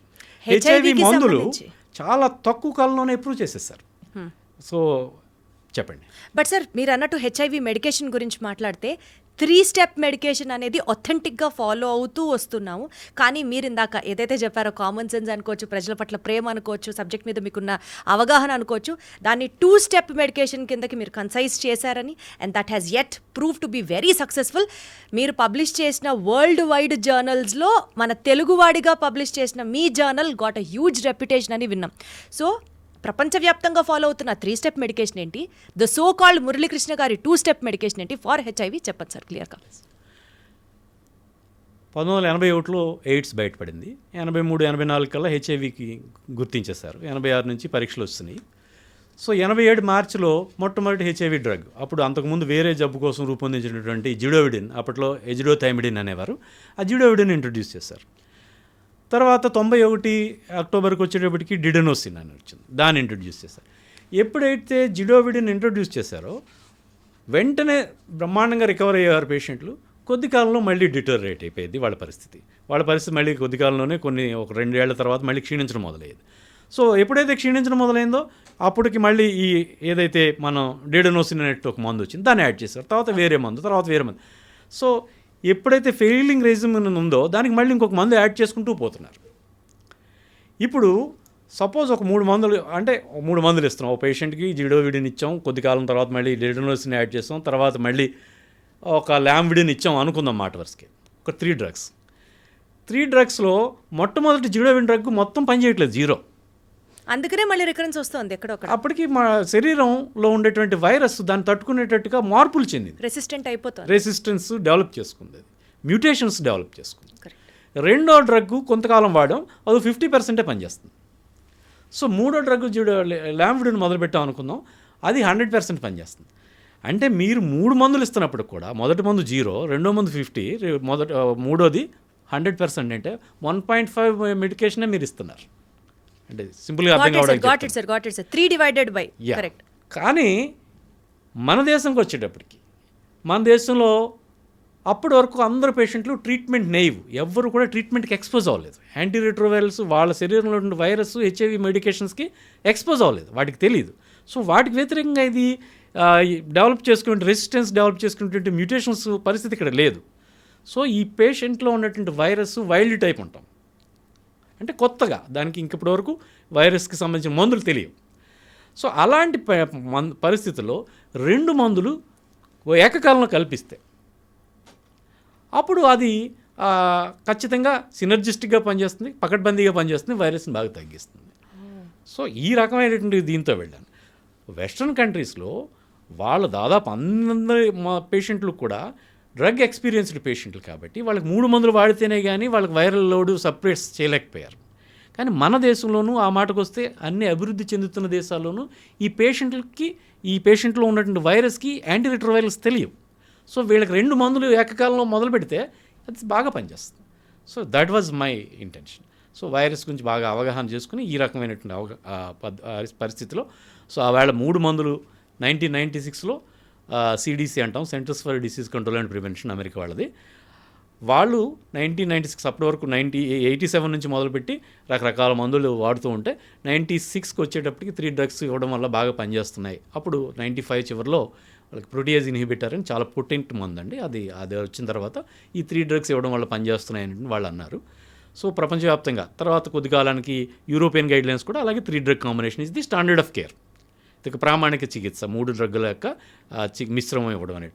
నేను 2000 సంవత్సరంలో ప్రాక్టీస్ స్టార్ట్ చేశాను. నా ప్రాక్టీస్ మొదటి నుంచి కూడా 95% పేషెంట్స్కి 2 డ్రగ్ కాంబినేషను, బాగా సిక్కుగా ఉన్న పేషెంట్లకి 3 డ్రగ్ కాంబినేషన్ స్టార్ట్ చేస్తూ ఉన్నాను. సో ఆ మేరకు 2004 సంవత్సరంలో నా పరిశోధన సారాంశాన్ని నేను ఒక అంతర్జాతీయ కాన్ఫరెన్స్కి నివేదించాను. సో ఇలాంటి మార్కెట్ ఎకానమీ ప్రపంచంలో, మార్కెట్ డ్రివెన్ ప్రపంచంలో 3 డ్రగ్స్ ఇవ్వడం అనేటువంటిది అన్ని ఫార్మా కంపెనీలకి బాగుంటుంది. అలాంటి పరిశోధనలే ప్రోత్సహిస్తూ ఉంటారు. కరెక్ట్. సో ఇలాంటి 2 డ్రగ్స్ ఇస్తే ఎవరికి వెళ్ళరు, అది అలా మరుగున పడిపోయింది. చాలా కొద్ది కాలంగా నాలాంటి లైక్ మైండెడ్ పీపుల్ కొంతమంది దీని మీద కూడా కొంత పని చేశారు. 2019 నుంచి 2 డ్రగ్ కాంబినేషన్ మీద బాగా చర్చ జరుగుతుంది. అప్పుడు 2000 నుంచి 2019 వరకు టైం తీసుకున్నారు. ఎస్, అది కాస్త 2019లో బాగా సెలెక్టెడ్ పేషెంట్స్లో ఇలా బాగానే పనిచేస్తుంది అనేటువంటి ప్రయోగాలు అలా జరిగి 2022 సెప్టెంబర్లో అమెరికన్ గైడ్లైన్స్లోను, 2022 అక్టోబర్లో యూరోపియన్ ఎయిడ్స్ క్లినికల్ సొసైటీ గైడ్లైన్స్లోను 2 డ్రగ్ కాంబినేషన్ కూడా ఈ ఎవరైతే న్యూలీ డయాగ్నోజ్డ్ పేషెంట్స్, వాళ్ళ టెర్మినాలజీ ఇది, నేనేమన్నా ట్రీట్మెంట్ నేవ్ పేషెంట్స్ అంటే రెండు సమానం, అంతకుముందు ట్రీట్మెంట్ తెలియని పేషెంట్లు లేదా newly diagnosed patients obviously. So వాళ్ళకి ఇవ్వచ్చు అనేది వాళ్ళ టెర్మినాలజీ. నా టెర్మినాలజీ అయితే treatment never expose to treatment, so new to treatment. మేమేదో గర్వంగా చెప్పుకుంటున్నాం కానీ సార్, తెలుగు పబ్లిష్ చేసింది వరల్డ్ జర్నల్స్లో పబ్లిష్ అయింది అని, బట్ దాని వెనకాల 19 years ఆఫ్ హార్డ్ వర్క్ ఉందన్నమాట సార్. 19 years పట్టింది జనాలకి మీరు చెప్పేది నిజం నమ్మాలి అని అనుకోవడానికి. అంటే నేను ఒక్కడనే కాదండి, అలాంటి లైక్ మైండెడ్ పీపుల్ అనేక మంది చేసిన పనుల వల్ల ఇట్లాంటిది మళ్ళీ యాడ్ అయ్యిందండి. 3 డ్రగ్ కాంబినేషన్తో పాటు 2 డ్రగ్ కాంబినేషన్ కూడా. బట్ ఈరోజు 2 డ్రగ్ కాంబినేషన్ అంటే definitely people will speak Muralikrishna గారి ట్రీట్మెంట్ స్టైల్ అది, బికాజ్ మీరు ఆల్రెడీ 2000 నుంచి అదే ట్రీట్మెంట్ పేషెంట్స్కి చేస్తూ వచ్చారు కదా. కానీ 2004లో నేను రికార్డ్ చేశాను. 2000 నుంచి చేస్తున్నాను, రాశాను, 2004లో నేను రికార్డ్ చేశాను. Wonderful sir. Sir coming back to HIV virus, ఈ వైరస్ సార్ ఆడవాళ్లలో ఒకలాంటి ఇన్ఫ్లుయెన్స్, మగవాళ్లలో ఒకలాంటి ఇన్ఫ్లుయెన్స్ చూపిస్తుందా సార్? బికాజ్ ఇద్దరి body framework different, immune response different ఉంటుంది అని అనుకుంటే అలా ఒక్కొక్కళ్ళలో ఒక్కొక్క రకమైన రియాక్షన్ కనిపిస్తుందా? ఆడవాళ్ళలో మనకు తెలిసి వాళ్ళకి నెలసరి ఉంటుంది కాబట్టి బ్లడ్ పోతూ ఉంటుంది, ఎనీమియా ఉంటుంది. Anaemia definitely makes the women susceptible to infections. So వాళ్ళకి ఇన్ఫెక్షన్ తొందరగా వృద్ధి చెంది తొందరగా నీరసపడేటువంటి అవకాశం ఉంది. కానీ నా పేషెంట్లలో ఎక్కువ మంది డిస్కార్డెంట్ కపుల్స్ ఉంటారు. భర్త పాజిటివ్ ఉంటాడు, భార్య నెగిటివ్ ఉంటుంది. సో అలాంటి వాళ్ళు ఎక్కువ మంది ఉంటుంటారు. ఎందుకంటే హెచ్ఐవి సాధారణంగా ట్రాన్స్మిసిబిలిటీ చాలా తక్కువ. ఒక 1000-1200 ఎన్కౌంటర్స్లో ఒకసారి వెళ్తుంది. అంటే ఇతరేతర ఆరోగ్యాలు అన్నీ బాగుంటాయి, లైంగిక ఆరోగ్యం వాళ్ళకి ఏదంటే జెనిటివ్ యూరినరీ ట్రాక్ట్ ఆరోగ్యం పూర్తిగా మామూలుగా ఉన్న సందర్భాల్లో ఒక 1000 సార్లకి ఒకసారి లేదా 800 సార్లకి ఒకసారి ఇన్ఫెక్షన్ వెళ్తుంది అంటారు. కానీ ఏదైనా సుఖవ్యాధులు, ఒక హెర్పిసో లేకపోతే ఒక గొనోరియో లేకపోతే పెల్విక్ ఇన్ఫ్లమేటరీ డిసీజెస్ ఇట్లాంటివి ఏమైనా ఉన్నప్పుడు చాలా స్పీడ్గా ఒక 100 మందికి 100 ఎన్కౌంటర్కి ఒకసారికే వచ్చేయచ్చు. సో ఇదే కాకుండా అనేక అంశాలు దాన్ని ప్రభావితం చేస్తాయి. Like intensity of the act, వాళ్ళ కలయిక ఎంత ఇంటెన్స్గా ఎంత దృఢంగా గట్టిగా ఉన్నారు, ఇట్లాంటి అనేక అంశాలు ఉంటూ ఉంటాయి. సో హెచ్ఐవి అనేటువంటిది మహిళలకి చాలామంది ఉంటుంటారు, మహిళలు చాలా తక్కువ మంది పేషెంట్లు ఉంటారు. అంటే ఆ ట్రాన్స్మిసిబిలిటీ తక్కువ కాబట్టి అట్లాగా అనుకుంటారు. కానీ ఎందుకంటే విమెన్ ఇప్పుడు సిమెన్ అనేటువంటిది పురుషుని యొక్క సెమెన్ను విమెన్లో ఎక్కువసేపు ఉంటుంది. Women are prone to have abrasions, లైట్గా వాళ్ళ యొక్క చర్మం చిట్లడం అట్లాంటి. ఎక్కడైతే చిట్లిందో అక్కడి నుంచి వైరస్ వెళ్తుంది, ఇంటాక్ట్ స్కిన్ నుంచి ఇంటాక్ట్ మ్యూకోసాల నుంచి వెళ్ళదు.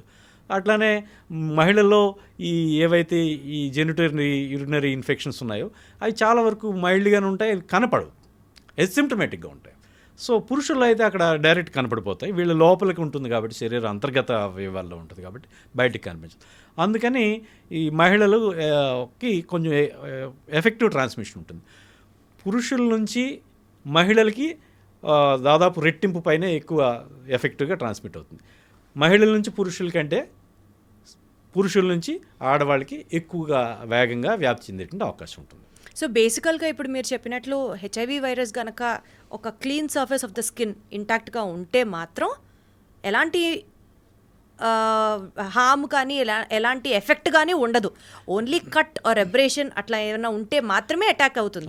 అంటే అది మనం మైక్రోస్కోపిక్ ఎబ్రేషన్స్ కూడా ఉంటాయి కదా, దాన్ని కూడా మనం చెప్పలేం. మన కంటికి కనిపించినవి పగుళ్ళో లేకపోతే ఏదైనా కట్స్ ఉండొచ్చు.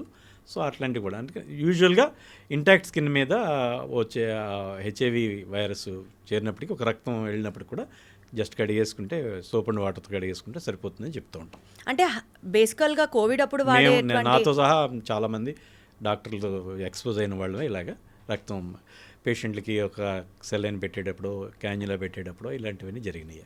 అంటే బేసికల్గా కోవిడ్ అప్పుడు ఈ హ్యాండ్ వాష్ 5 నిమిషాలు కడగాలి, 5 డైరెక్షన్స్లో కడగాలి, ఇవన్నీ చాలా అవసరం అంటారు. Hygiene also plays an important role in HIV. అంటే ఇవన్నీ కూడా చచ్చిపోయిన తర్వాత మనం పోస్ట్ మార్టం చేస్తే ఇటీవల తెలిసింది ఏంటంటే ఫోమైట్స్ ఏవైతే మన వస్తువుల మూలంగా ఈ వైరస్ వ్యాప్తి చెందడం అది చాలా చాలా తక్కువ, నెగ్లిజిబుల్, ఆల్మోస్ట్ లేదు. మనం చేసినటువంటి ఈ హ్యాండ్ శానిటైజేషన్లో లేకపోతే ఈ ఫోమింగో ఇవన్నీ కూడా పెద్ద ట్రాష్ అని చెప్పేసి తేల్చారు. Very sorry to say. నేను మొదటి నుంచి కూడా నా కోవిడ్ ఎయిడ్స్ నేను ఫేస్బుక్లో దాని మీద ఎప్పుడు అంత ఎక్కువ చెప్పలేదు. చాలామంది ఓసిడి వచ్చేసింది, ఒబ్సెసివ్ కంపల్సివ్. ఇంట్లో కూర్చుని మనం ఎక్కడికి వెళ్ళలేదు, మన ఇంటికి ఎవరు రాలేదు, ఊరికి అన్ని కుర్చీలు చేతులు అన్నీ తుడిచేసుకోవడం. ఆ ఓసిడి కాస్త మొన్న మధ్య కొంతమంది పేషెంట్లు కూడా పాపం, మన పేషెంట్ కూడా కాదు, ఒక అబ్బాయి వాడికి ఏదో హెచ్ఐవి వచ్చేసిందేమో అని ఒకటే భ్రమలో ఉన్నాడు. చాలా బాధగా ఉంది. సో కొన్ని కామెడీగా ఉంటాయి. నేనైతే మొదటి నుంచి కూడా ఇంట్లో ఉన్నప్పుడు సబ్బు వాడుకోవాలి, బయటకు వెళ్ళినప్పుడు మాత్రమే శానిటైజర్ వాడాలి, ఊరికే శానిటైజర్ కూడా ఎక్కువ వాడద్దని మొదటి నుంచి ఇండైరెక్ట్గా చెప్తూనే ఉన్నాను. అదంతా చాలా స్ట్రైట్ ఫార్వర్డ్గా ఉంటుంటాను. బట్ డెఫినెట్లీ అది అవసరం కాదు సార్. అట్లీస్ట్ ఇప్పటి నుంచి అయినా జనాలు అంత పిచ్చిగా కనెక్ట్ అయిపోకుండా ఇది వాస్తవం ఇది కాదు, you have to be this much realistic అని తెలుసుకోవడం కూడా చాలా అవసరం కదా సార్. బేసికల్గా ఇప్పుడు వైఫ్ అండ్ హస్బెండ్కి ఎయిడ్స్ ఉందని అనుకుందాం సార్, వాళ్ళకి పుట్టే పిల్లలకి ఖచ్చితంగా ఎయిడ్స్ వస్తుందా? లేదండి, ఏ ట్రీట్మెంటు లేకుండా ఉన్న పరిస్థితుల్లో 100కి ఒక 20 మంది 30 మంది పిల్లలకి వస్తుంది. చక్కటి ట్రీట్మెంట్ తీసుకుంటూ ఆ స్త్రీకి వైరల్ లోడ్ బాగా అన్డిటెక్టబుల్ లెవెల్కి అది వెళ్ళిపోయే పూర్తి చక్కటి ట్రీట్మెంట్ తీసుకుంటూ ఉంటే ఒక 1 or 2% పిల్లలకి మాత్రమే వస్తుంది. ఇది ఆ మహిళ అన్ని రకాలుగాను ఆరోగ్యంగా మెయింటైన్ చేసుకుంటే. సో లెస్ దెన్ 10%, 10% కంటే తక్కువ. సిజేరియన్ ఆపరేషన్ చేస్తే 1 or 2% అనేవారు. ఇప్పుడైతే సిజేరియన్ ఆపరేషన్ ఓన్లీ హెచ్ఐవి అనేటువంటి సిజేరియన్ ఆపరేషన్కి ఇండికేషన్ కాదు, నార్మల్ డెలివరీ కూడా అలౌ చేయొచ్చు అని చెప్తున్నారు. ఎస్ అంటే సార్ ఇప్పుడు HIV virus is not genetically transmittable, that's what you mean to say? Yes, genetical transmit అంటే చాలామందికి ఏంటంటే రక్తం పంచి ఇచ్చానని ఇట్లాంటి మనం కొంచెం మెలోడ్రామా మాటలు వింటూ ఉంటాం. ఏ తల్లి ఏ తండ్రి బిడ్డకి రక్తం పంచివ్వరు. బిడ్డ కడుపులో ఉన్నప్పుడు పిండం 3వ వారం నుంచి 4వ వారం నుంచి లివర్లో బ్లడ్ తయారు చేసుకుంటుంది. తల్లి నుంచి ప్లసెంటా మావి నుంచి కేవలం అవసరమైనటువంటి ఎమినో యాసిడ్స్, ఫ్యాటీ యాసిడ్స్, లేకపోతే ఈ కార్బోహైడ్రేట్స్, ఇతర జింకో లేకపోతే ఐరన్ ఇవన్నీ వెళ్తాయి తప్ప రక్త కణాలు అనేటువంటి డైరెక్ట్గా వెళ్ళాం. బిడ్డ పిండం తన రక్తం తనే తయారు చేసుకుంటుంది. సో బిడ్డకి అందువల్లే తల్లి తండ్రి ఇద్దరు పాజిటివ్ అయినప్పుడు కూడా బిడ్డకి హెచ్ఐవి వచ్చేటువంటి అవకాశాలు చాలా తక్కువగా ఉంటాయి.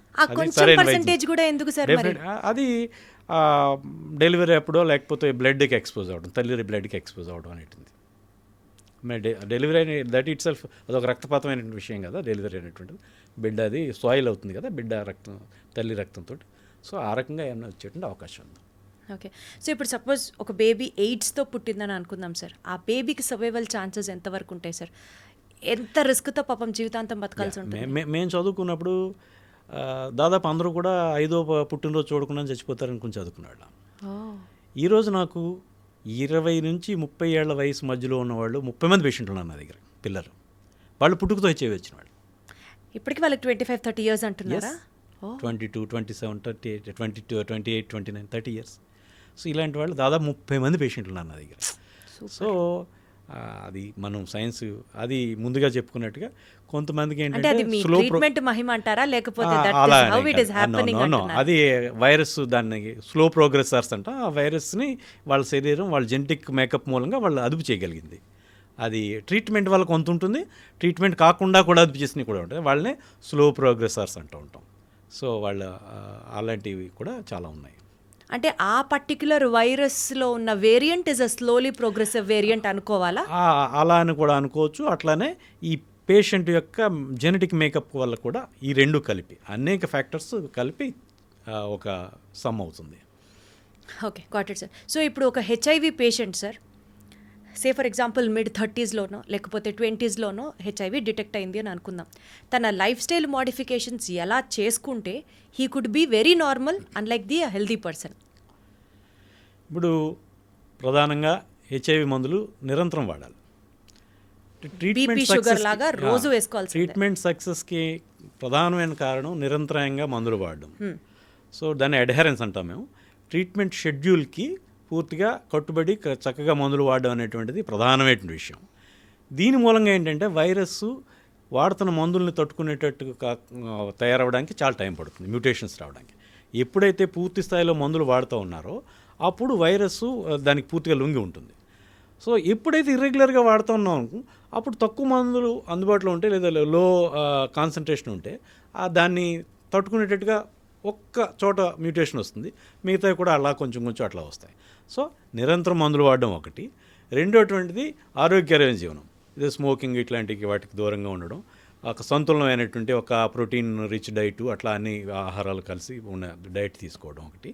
రెండు, ఇన్ఫెక్షన్స్కి దూరంగా ఉండటం. ఇన్ఫెక్షన్స్ అనేటువంటివి ఎప్పుడైతే ఒక ఇన్ఫెక్షన్ ఒక జలుబు వచ్చింది లేకపోతే ఏదో ఫుడ్ పాయిజన్ అయ్యి ఒక విరేచనలు ఎప్పుడు ఏది జరిగినప్పుడు కూడా అది ఒక అసాల్ట్, ఇవన్నీ కూడా క్యుములేటివ్గా ఒకదాని మీద ఒకటి కలుస్తూ ఉంటాయి అన్నమాట. సో వీలైనంత వరకు సపోజ్ ఇంట్లో వాళ్ళకి జలుబు వచ్చింది, ఆ రోజుకి పక్క గదిలో 4 గదిలో 3 రోజులు వాళ్ళని అవాయిడ్ చేయడం, దూరంగా ఉండడం, మాస్క్ కట్టుకోవడం. అట్లానే ఈ టీబీ జబ్బులు ఇలాంటి వాటికి దూరంగా ఉండటం. ఫుడ్ అది కూడా వీలైనంత వరకు ఇంట్లో చేసుకున్నదో లేదా పరిశుభ్రమైనటువంటి వాతావరణంలో చేసుకున్న వాటిని మాత్రమే తినడం. వీటి మూలంగా వీళ్ళ ఆరోగ్యం మెయింటైన్ చేస్తుంటే ఏవైతే ఇన్ఫెక్షన్కి అసాల్ట్స్ చాలా తక్కువగా ఉండడం వల్ల ఈ లాంజివిటీ బాగుంటుంది. వీటితో పాటు ప్రధానమైనటువంటిది ఈ సైకలాజికల్ ఇష్యూస్ కూడా. ఈ టాక్సిక్ ఎన్విరాన్మెంట్లో కాకుండా ఒక హృదయమైనటువంటి ఒక ఆత్మీయమైనటువంటి సంబంధాలు బంధువుల మధ్యలో, స్నేహితుల మధ్యలో, కుటుంబంలో ఉండటం మూలంగా వాళ్ళు చక్కటమైన ఆరోగ్యకరమైనటువంటి మానసికమైనటువంటి స్పందనలతో ఆరోగ్యం మెయింటైన్ చేయొచ్చు. ఇట్లా సంతులమైన ఆహారం, సొసైటీ రెస్పాన్సిబిలిటీ సార్, వాళ్ళని చక్కగా చూసుకొని వాళ్ళని కలుపుకునేటట్టుగా ప్రవర్తించడం కూడా. కానీ సార్ అసలు ఎయిడ్స్ ఎలా ట్రాన్స్మిట్ అవుతుంది అని మాట్లాడుకుంటే సెక్షువల్లీ ట్రాన్స్మిటబుల్ డిసీజెస్ ఎయిడ్స్ అన్నది ఒక మాట ఎట్లయితే ఉందో, మిగిలిన రకాలు of how the virus is transmitted అని చూసుకుంటే మేబీ ఒకప్పటితో పోల్చుకుంటే ఇప్పుడు బార్బర్ షాప్స్కి వెళ్ళినా సరే సార్ స్టెరైల్ రేజర్స్ కొత్తవి తీసుకోవాలని చెప్పి, లేకపోతే బ్లడ్ ట్రాన్స్ఫ్యూజన్ జరిగేటప్పుడు కూడా ఆ జాగ్రత్తలు తీసుకోవాలి. ఇట్లా జనాల్లో కొంత పాపులేషన్కి అవగాహన వచ్చింది అని అనుకుంటే, బ్లడ్ మార్పిడి జరిగినప్పుడు ఎయిడ్స్ కేసెస్ వచ్చినవి మనకి ఇక్కడ ఇండియాలో కానీ ఆంధ్ర తెలంగాణ రాష్ట్రాల్లో కానీ ఉన్నవి అసలు ఉన్నాయా సార్? జస్ట్ చదువుకోవడం థియరిటికల్గా? ఒకప్పుడు ఉండేవండి, ఇప్పుడు తగ్గినాయి బాగా. అవి నాకో వాళ్ళు ఫ్రీగా ఇస్తారు ఆ కిట్స్, అవి కూడా ఎవరు కొనుక్కోకర్లేదు. ఒక బ్లడ్ బ్యాంక్ మెయింటైన్ చేసేవాళ్ళు, వాళ్ళకి సంబంధించి హెచ్ఐవి టెస్టులు, hepatitis B test, hepatitis C లేకపోతే వీడిఆర్ఎల్ టెస్టులు, ఈ టెస్ట్ కిట్లన్నీ కూడా నేషనల్ ఎయిడ్స్ కంట్రోల్ ఆర్గనైజేషన్ వాళ్ళు ఫ్రీగా ఇస్తారు బ్లడ్ బ్యాంకులకి. సో వాళ్ళు కొనుక్కోకలేదు. ఇప్పుడు అసలు బ్లడ్ ట్రాన్స్ఫ్యూజన్ దగ్గరే ఇవన్నీ చేసి కదా సార్ వాళ్ళు బ్లడ్ హెల్దీ బ్లడ్ అయితేనే కదా సార్ వాళ్ళు స్టోర్ చేస్తారు. అక్కడి నుంచి మళ్ళీ ఎయిడ్స్ ఎలా వస్తుంది అంటే వచ్చే ఛాన్సెస్ ఎట్లా ఉన్నాయి? ఇప్పుడు రావడం లేదండి, దాదాపు శూన్యం. ఇప్పుడు ఒకప్పుడైనా సరే ఎలా జరిగినాయి అలాగా? ఒకప్పుడు కొంతమంది అనాథరైజ్డ్గా బ్లడ్ బ్యాంకులు మెయింటైన్ చేసేవారండి. కొంతమంది హడావుడిలో ఇచ్చేస్తూ ఉండేవారు, బ్లడ్ టెస్ట్లు సరిగ్గా చేయకుండా అట్లా వెళ్ళిపోతూ ఉండేవి. భారతదేశంలో మన కంట్రీలో ఒకప్పుడు ఎయిడ్స్ ఎంత ప్రివిలెన్స్ ఉంది, ఈ వాళ్ళ రోజున ఎంత ప్రివిలెన్స్ ఉంది సార్? ఏం చెప్తారు మీరు? ఎందుకంటే మీరు అంత రీసెర్చ్ చేశారు, you have seen the past, you are in the present also. భారతదేశంలో 25 లక్షల మంది హెచ్ఐవి పేషెంట్లు ఉన్నారు యాజ్ ఆఫ్ 2022 డిసెంబర్. భారతదేశపు జనాభాలో తెలుగు రాష్ట్రాల జనాభా 6% కంటే తక్కువ. కానీ భారతదేశంలో ఉన్న పేషెంట్లలో 5 లక్షల మంది పేషెంట్లు తెలుగు వాళ్ళు. దట్ మీన్స్ 20% మంది, ప్రతి 5 భారతీయ హెచ్ఐవి పేషెంట్లో ఒకటి తెలుగువాడు. ఇది చాలా దురదృష్టకరమైనటువంటి పరిణామం, చాలా బాధాకరమైన విషయం. తెలుగు రాష్ట్రాల్లో హెచ్ఐవి అనేటువంటిది చాలా విపరీతంగా వ్యాప్తి చెంది ఉంది. హెచ్ఐవి అనేటువంటిది జీవితకాలపు ఇన్ఫెక్షన్ కాబట్టి ఇప్పుడు నవీన అంచనాలు చూస్తే 2023 డిసెంబర్ నాటికి యుఎన్ఐడ్స్ ఏదైతే WHO, యుఎన్ఐడ్స్ వీళ్ళు చేసినటువంటి అంతర్జాతీయ ఐక్యరాజ్య సమితి ఎయిడ్స్ ఫైట్ సంస్థ అన్నమాట. సో వీళ్ళు ఏం చెప్పారంటే పాండమిక్ మొదలైనప్పటి నుంచి ఇప్పటికీ 8,84,00,000 మంది హెచ్ఐవి బారిన పడ్డారు.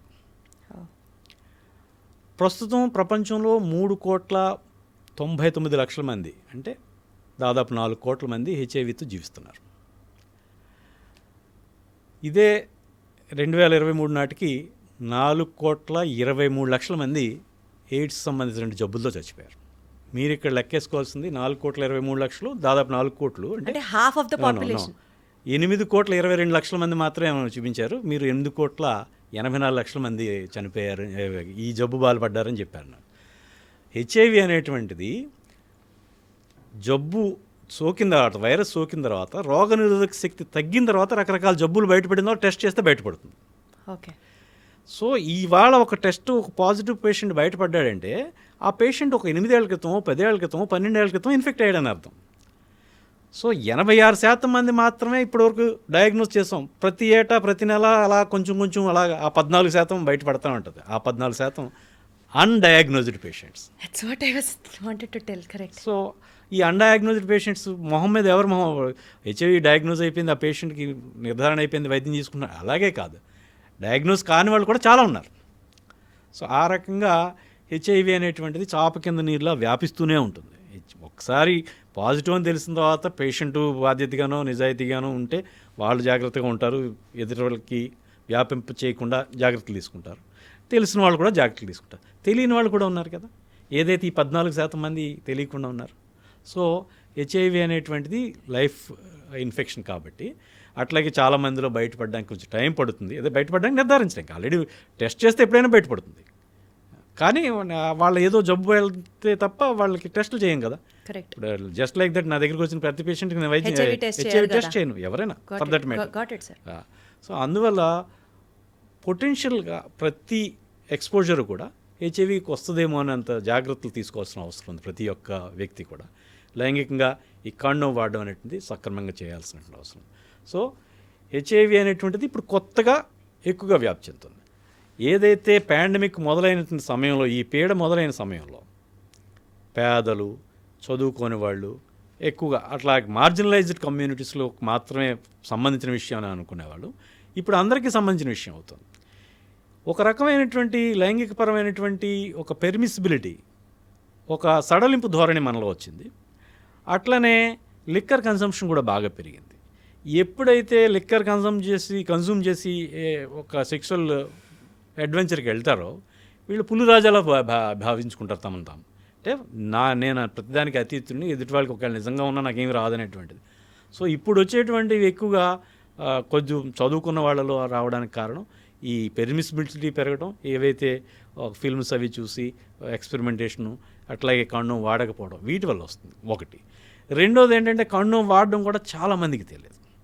చాలామంది ఇప్పటికీ తెలియదు అనుకుంటున్నారు. ఎస్, ఎవరికి తెలియదు, చాలామందికి తెలియదు. కాండోము ఏ పేషెంట్లు వస్తూ ఉంటారు, కాండోము తెగిపోయింది సార్, పగిలిపోయింది సార్ అని. కాండోమ్ తెగిపోవడం, పగిలిపోవడం అనేది అసాధ్యం. ఎందుకు అసాధ్యం అంటే వాళ్ళకి వాడడం తెలియక. కాండోమ్ వాడడం అంటే అదేదో డైరెక్ట్గా బుడగను మనం డైరెక్ట్గా వేసుకుని అది అన్రోల్ చేయాలి. దాని ముందు చిన్న బుడిపు ఉంటుంది, రీసిస్ ఉంటుంది దాని ఖాళీగా, దాన్ని డీఫ్లేట్ చేసి అది అన్రోల్ చేయడం వల్ల అది చర్మానికి అంటుకుపోయి ఉండాలి, చివర బుడగలా ఉండకూడదు. సో చాలామందికి తెలియక తొడిగేసుకోవడం వల్ల చివరికి బుడగ అయిపోతుంది. అది డీఫ్లేట్ చేయడం వల్ల సెమెన్ అనేటువంటిది దాంట్లో ఫిట్ అవుతుంది. అట్లా కాకుండా ఇన్ఫ్లేట్ అయ్యి కొంచెం గాలి అలా ఉండడం వల్ల వాళ్ళ ఫ్రిక్షన్లో అది పగిలిపోతుంది. సో ఎక్కువ కాండోమ్ వాడకం తెలియకపోవడం ఒకటి, ఎప్పుడైతే లిక్కర్ ప్రభావంతో వాళ్ళు సెక్స్లో పాల్గొనడం వల్ల ఈ కాండోమ్ వాడకపోవడం అనేటువంటి ఈ ప్రధానమైనటువంటి కారణాలు. సార్ ఫస్ట్లో మిమ్మల్ని మనం ఇంటర్వ్యూ స్టార్ట్ చేయక ముందర ఇప్పుడు కొంచెం తగ్గిందేమో సార్ హెచ్ఐవి అని నేనే మిమ్మల్ని అడిగాను చూసారా. మేబీ ఒకప్పుడు గవర్నమెంట్ రెస్పాన్సిబిలిటీ సోషల్ వెల్ఫేర్ కోసం పులిరాజాకి ఎయిడ్స్ వస్తుందా అని ఎంత పెద్ద క్యాంపెయిన్ చేసేవారు సార్.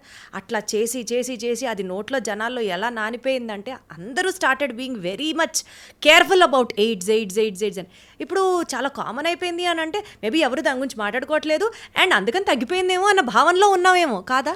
దాదాపు 10 ఏళ్ల క్రితం నుంచి హెచ్ఐవి ఎయిడ్స్ అనేటువంటిది యాక్చువల్లీ 96లోనే 3 డ్రగ్ కాంబినేషన్ మొదలెట్టిన తర్వాత ప్రాణాంతక వ్యాధి కాదు, దీన్ని ఒక క్రానిక్ మేనేజబుల్ కండిషన్గా వాళ్ళు వర్గీకరించారు. సో ఒక 10 ఏళ్ళు అయ్యేటప్పటికి 2005 2006 ఆ టైం వచ్చేటప్పటికి హెచ్ఐవికి సంబంధించి మందులు ప్రపంచవ్యాప్తంగా కూడా అందుబాటులో వచ్చినాయి. అంతర్జాతీయ వితరణ సంస్థల నుంచి bill gates foundation, Melinda foundation, ఇట్లాగా క్లింటన్ ఫౌండేషన్, వీళ్ళ నుంచి అలాగే ఇట్లాగా యుఎన్ ఎయిడ్స్, ఇలాంటి అంతర్జాతీయ సంస్థలన్నీ కూడా పెద్ద ఎత్తున హెచ్ఐవి మందులు అందుబాటులోకి తీసుకొచ్చినాయి. ఇప్పుడు ప్రతి గవర్నమెంట్ మెడికల్ కాలేజీ హాస్పిటల్లోనూ చాలా పెద్ద పెద్ద హాస్పిటల్లో కూడా జిల్లా ఆసుపత్రుల్లో కూడా హెచ్ఐవి పేషెంట్కి యాంటీ రిట్రోవైరల్ ట్రీట్మెంట్ అనేటువంటిది ఉచితంగా ఇస్తున్నారు. ఎప్పుడైతే ఈ ఉచితంగా మందులు ఇవ్వడం మొదలెట్టారో అప్పుడు గతంలో ఉన్నంత భేదావహమైనటువంటి పరిస్థితుల్లో కలుగులే కంకాళాల్లో ఉన్నటువంటి పేషెంట్లు, లేకపోతే బాగా బక్క చిక్కిపోయి కళ్ళల్లో ప్రాణం ఉండి చర్మం మీద రకరకాల చర్మవ్యాధాలు, నోట్లో పుళ్ళు, ఇలాంటి పరిస్థితి ఇప్పుడు లేదు. సో అదొకటి, హెచ్ఐవి మందులు అందుబాటులో ఉండడం ఒకటి. వీటి వల్ల అలాగే ఈ అంతర్జాతీయ వితరణ సంస్థల నుంచి వచ్చేటువంటి ఈ ఫండింగ్ తోటి పెద్ద ఎత్తున మీరు చెప్పిన ఈ ఫ్యామిలీ హెల్త్ ఇంటర్నేషనల్ లాంటి వాటి సంస్థలు చేసేటువంటి ఈ పులిరాజాకి ఎయిడ్స్ వస్తుందా, లేకపోతే మరొకటి ఎయిడ్స్ ఉంది పొంచి ఉంది జాగ్రత్త, ఇలాంటి ప్రచారం తగ్గిపోయింది. దానివల్ల ఒకటి పేషెంట్ల యొక్క ప్రొఫైల్ మారింది. గతంలో చూసేటువంటి భేతావహమైనటువంటి పరిస్థితి ఇప్పుడు అటువంటి రోగగ్రస్తమైనటువంటి చిక్కిపోయినటువంటి కదిలే కంకాళాల లాంటి పేషెంట్లు మనం చూడట్లేదు. అట్లనే హెచ్ఐవికి మందులు వచ్చినాయి, తర్వాత ఈ ప్రచారం తగ్గింది. దీని మూలంగా హెచ్ఐవి అనేటువంటిది ఇప్పుడు లేదేమో అనేటువంటి ఒక భ్రమ చాలామందిలో ఉంది. అలా ఏం లేదు, కొత్తగా చాలామంది గురవుతూనే ఉన్నారు. గతంలో కేవలం పేదవాళ్ళకి పరిమితమైంది, ఇప్పుడు చదువుకున్న వాళ్ళు, ఎంప్లాయీసు, మిడిల్ క్లాసు అట్లాంటి వాళ్ళు కూడా ఎక్కువ మంది ఈ జబ్బుకు గురవుతున్నటువంటి సందర్భాలు ఇటీవల కాలంలో నేను చాలా ఎక్కువ మంది. మన హాస్పిటల్స్ కానీ, మన గవర్నమెంట్స్ కానీ, మన వ్యవస్థలు కానీ ఎంతవరకు ఎన్ఫోర్స్ అయి ఉన్నాయి సార్? ఇప్పుడు కోవిడ్ పాండమిక్ అనే ఇంకా వస్తుంది చూడండి, నాకు హెచ్ఐవి పాండమిక్ని తట్టుకోవడానికి ఎంత స్ట్రాంగ్ ఉన్నాం సార్ మనం? ఇంకా what else we need to build up on? అసలు గత ఏడాది 2023లో ప్రపంచవ్యాప్తంగా 13 లక్షల మందికి కొత్తగా హెచ్ఐవి బారిన పడ్డారు. ఇదే కొత్తగా హెచ్ఐవి నిర్ధారించారు. 13 లక్షలు, ఒకసారి ఇమాజిన్ చేయండి. వాళ్ళు 13 లక్షల మంది జీవితకాలం మందులు వాడాలి. 6,30,000 మంది కేవలం 2023లో ఒక్క సంవత్సరంలోనే 6,30,000 మంది ఎయిడ్స్ జబ్బుతో చనిపోయారు. ఎస్. సో ఎయిడ్స్ అనేటువంటిది it is very much there.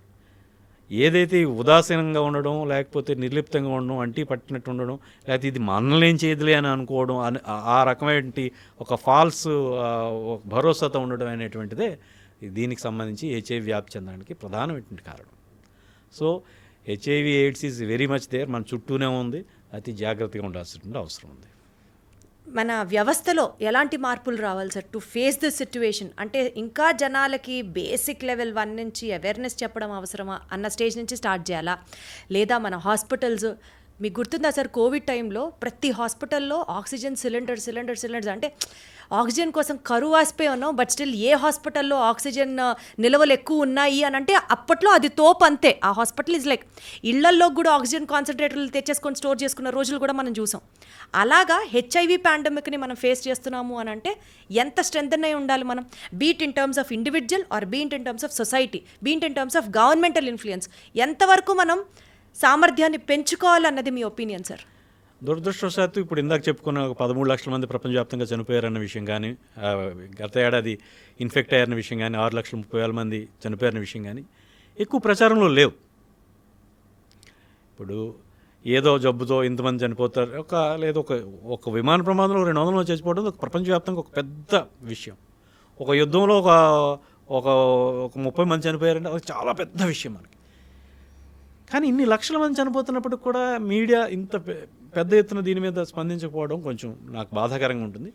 Media ఈ విషయంలో ప్రొయాక్టివ్గా ఉండి ఖచ్చితంగా దీన్ని అవసరం ఉన్న సందర్భం ప్రతిసారి కూడా దీని గురించి ప్రస్తావించడం. ఈ ఎయిడ్స్ అనేటువంటిది ఇట్ ఈస్ నాట్ ఓవర్, అదేదో గడిచిన విషయం కాదు. 43 ఏళ్ల నుంచి కొనసాగుతున్నటువంటి ఉధృతంగా ఉన్నటువంటి పాండమిక్ పీడ ఎయిడ్స్ అనేటువంటిది ఇది ఒక బూచి, ఇది ఒక దెయ్యం, లేకపోతే ఇది ఒక ప్రాణాంతకమైన విషయం. మీరు ఏదైనా కొంచెం అప్రమత్తంగా ఉండకపోతే దీని పట్ల దీనికి గురయ్యేటువంటి అవకాశం ప్రతి ఒక్కరికి ఉంది. మా ఇన్ఫెక్షస్ డిసీజెస్లో ఒక మాట చెప్తాం, everyone is at risk until everybody is protected. అందరూ ఈ జబ్బు నుంచి బయటపెడితే తప్ప ప్రతి ఒక్కరికి ఈ రిస్క్ ఉంది అని చెప్పేసి, ఏ కొద్ది మంది ఉన్నా వాళ్ళ నుంచి ఇంకోళ్ళకి ఇంకోళ్ళకి అందరూ మనం కూడా ఉంటాం. సో ప్రతి ఒక్కళ్ళు కూడా ఈ జబ్బు పట్ల అప్రమత్తంగా ఉండాలి. ఇది ఉంది, దీనికి తీసుకోవాల్సిన జాగ్రత్తలు చాలా సింపుల్. కండోమ్ వాడడం ఎట్లా అనేటువంటిది చాలా పెద్ద ఎత్తున చెప్పాలని నేను అనుకుంటూ ఉంటాను. ఇది కండోమ్ ఇలా వాడాలని పెద్ద ఎత్తున పిల్లలకి కూడా 10th క్లాస్ పిల్లలకి 9th క్లాస్ పిల్లలకి స్కూళ్ళలో కూడా చెప్పాలి. అంటే నైతికపరమైనటువంటి పాఠాల వరకు ఓకే, కానీ మనం నైతిక రూల్స్తో మనం ఒక దేశాన్ని ఒక జనాన్ని మనం కంట్రోల్ చేయలేం. మనం చేసేటువంటి తప్పు అది మనం you can never be judgemental. ఇది తప్పు ఇది ఒప్పు అనేది మనకు అనవసరం. ఇది ఉంది, మీరు జాగ్రత్తలు తీసుకోవాలని మాత్రం ఖచ్చితంగా చెప్పాలి.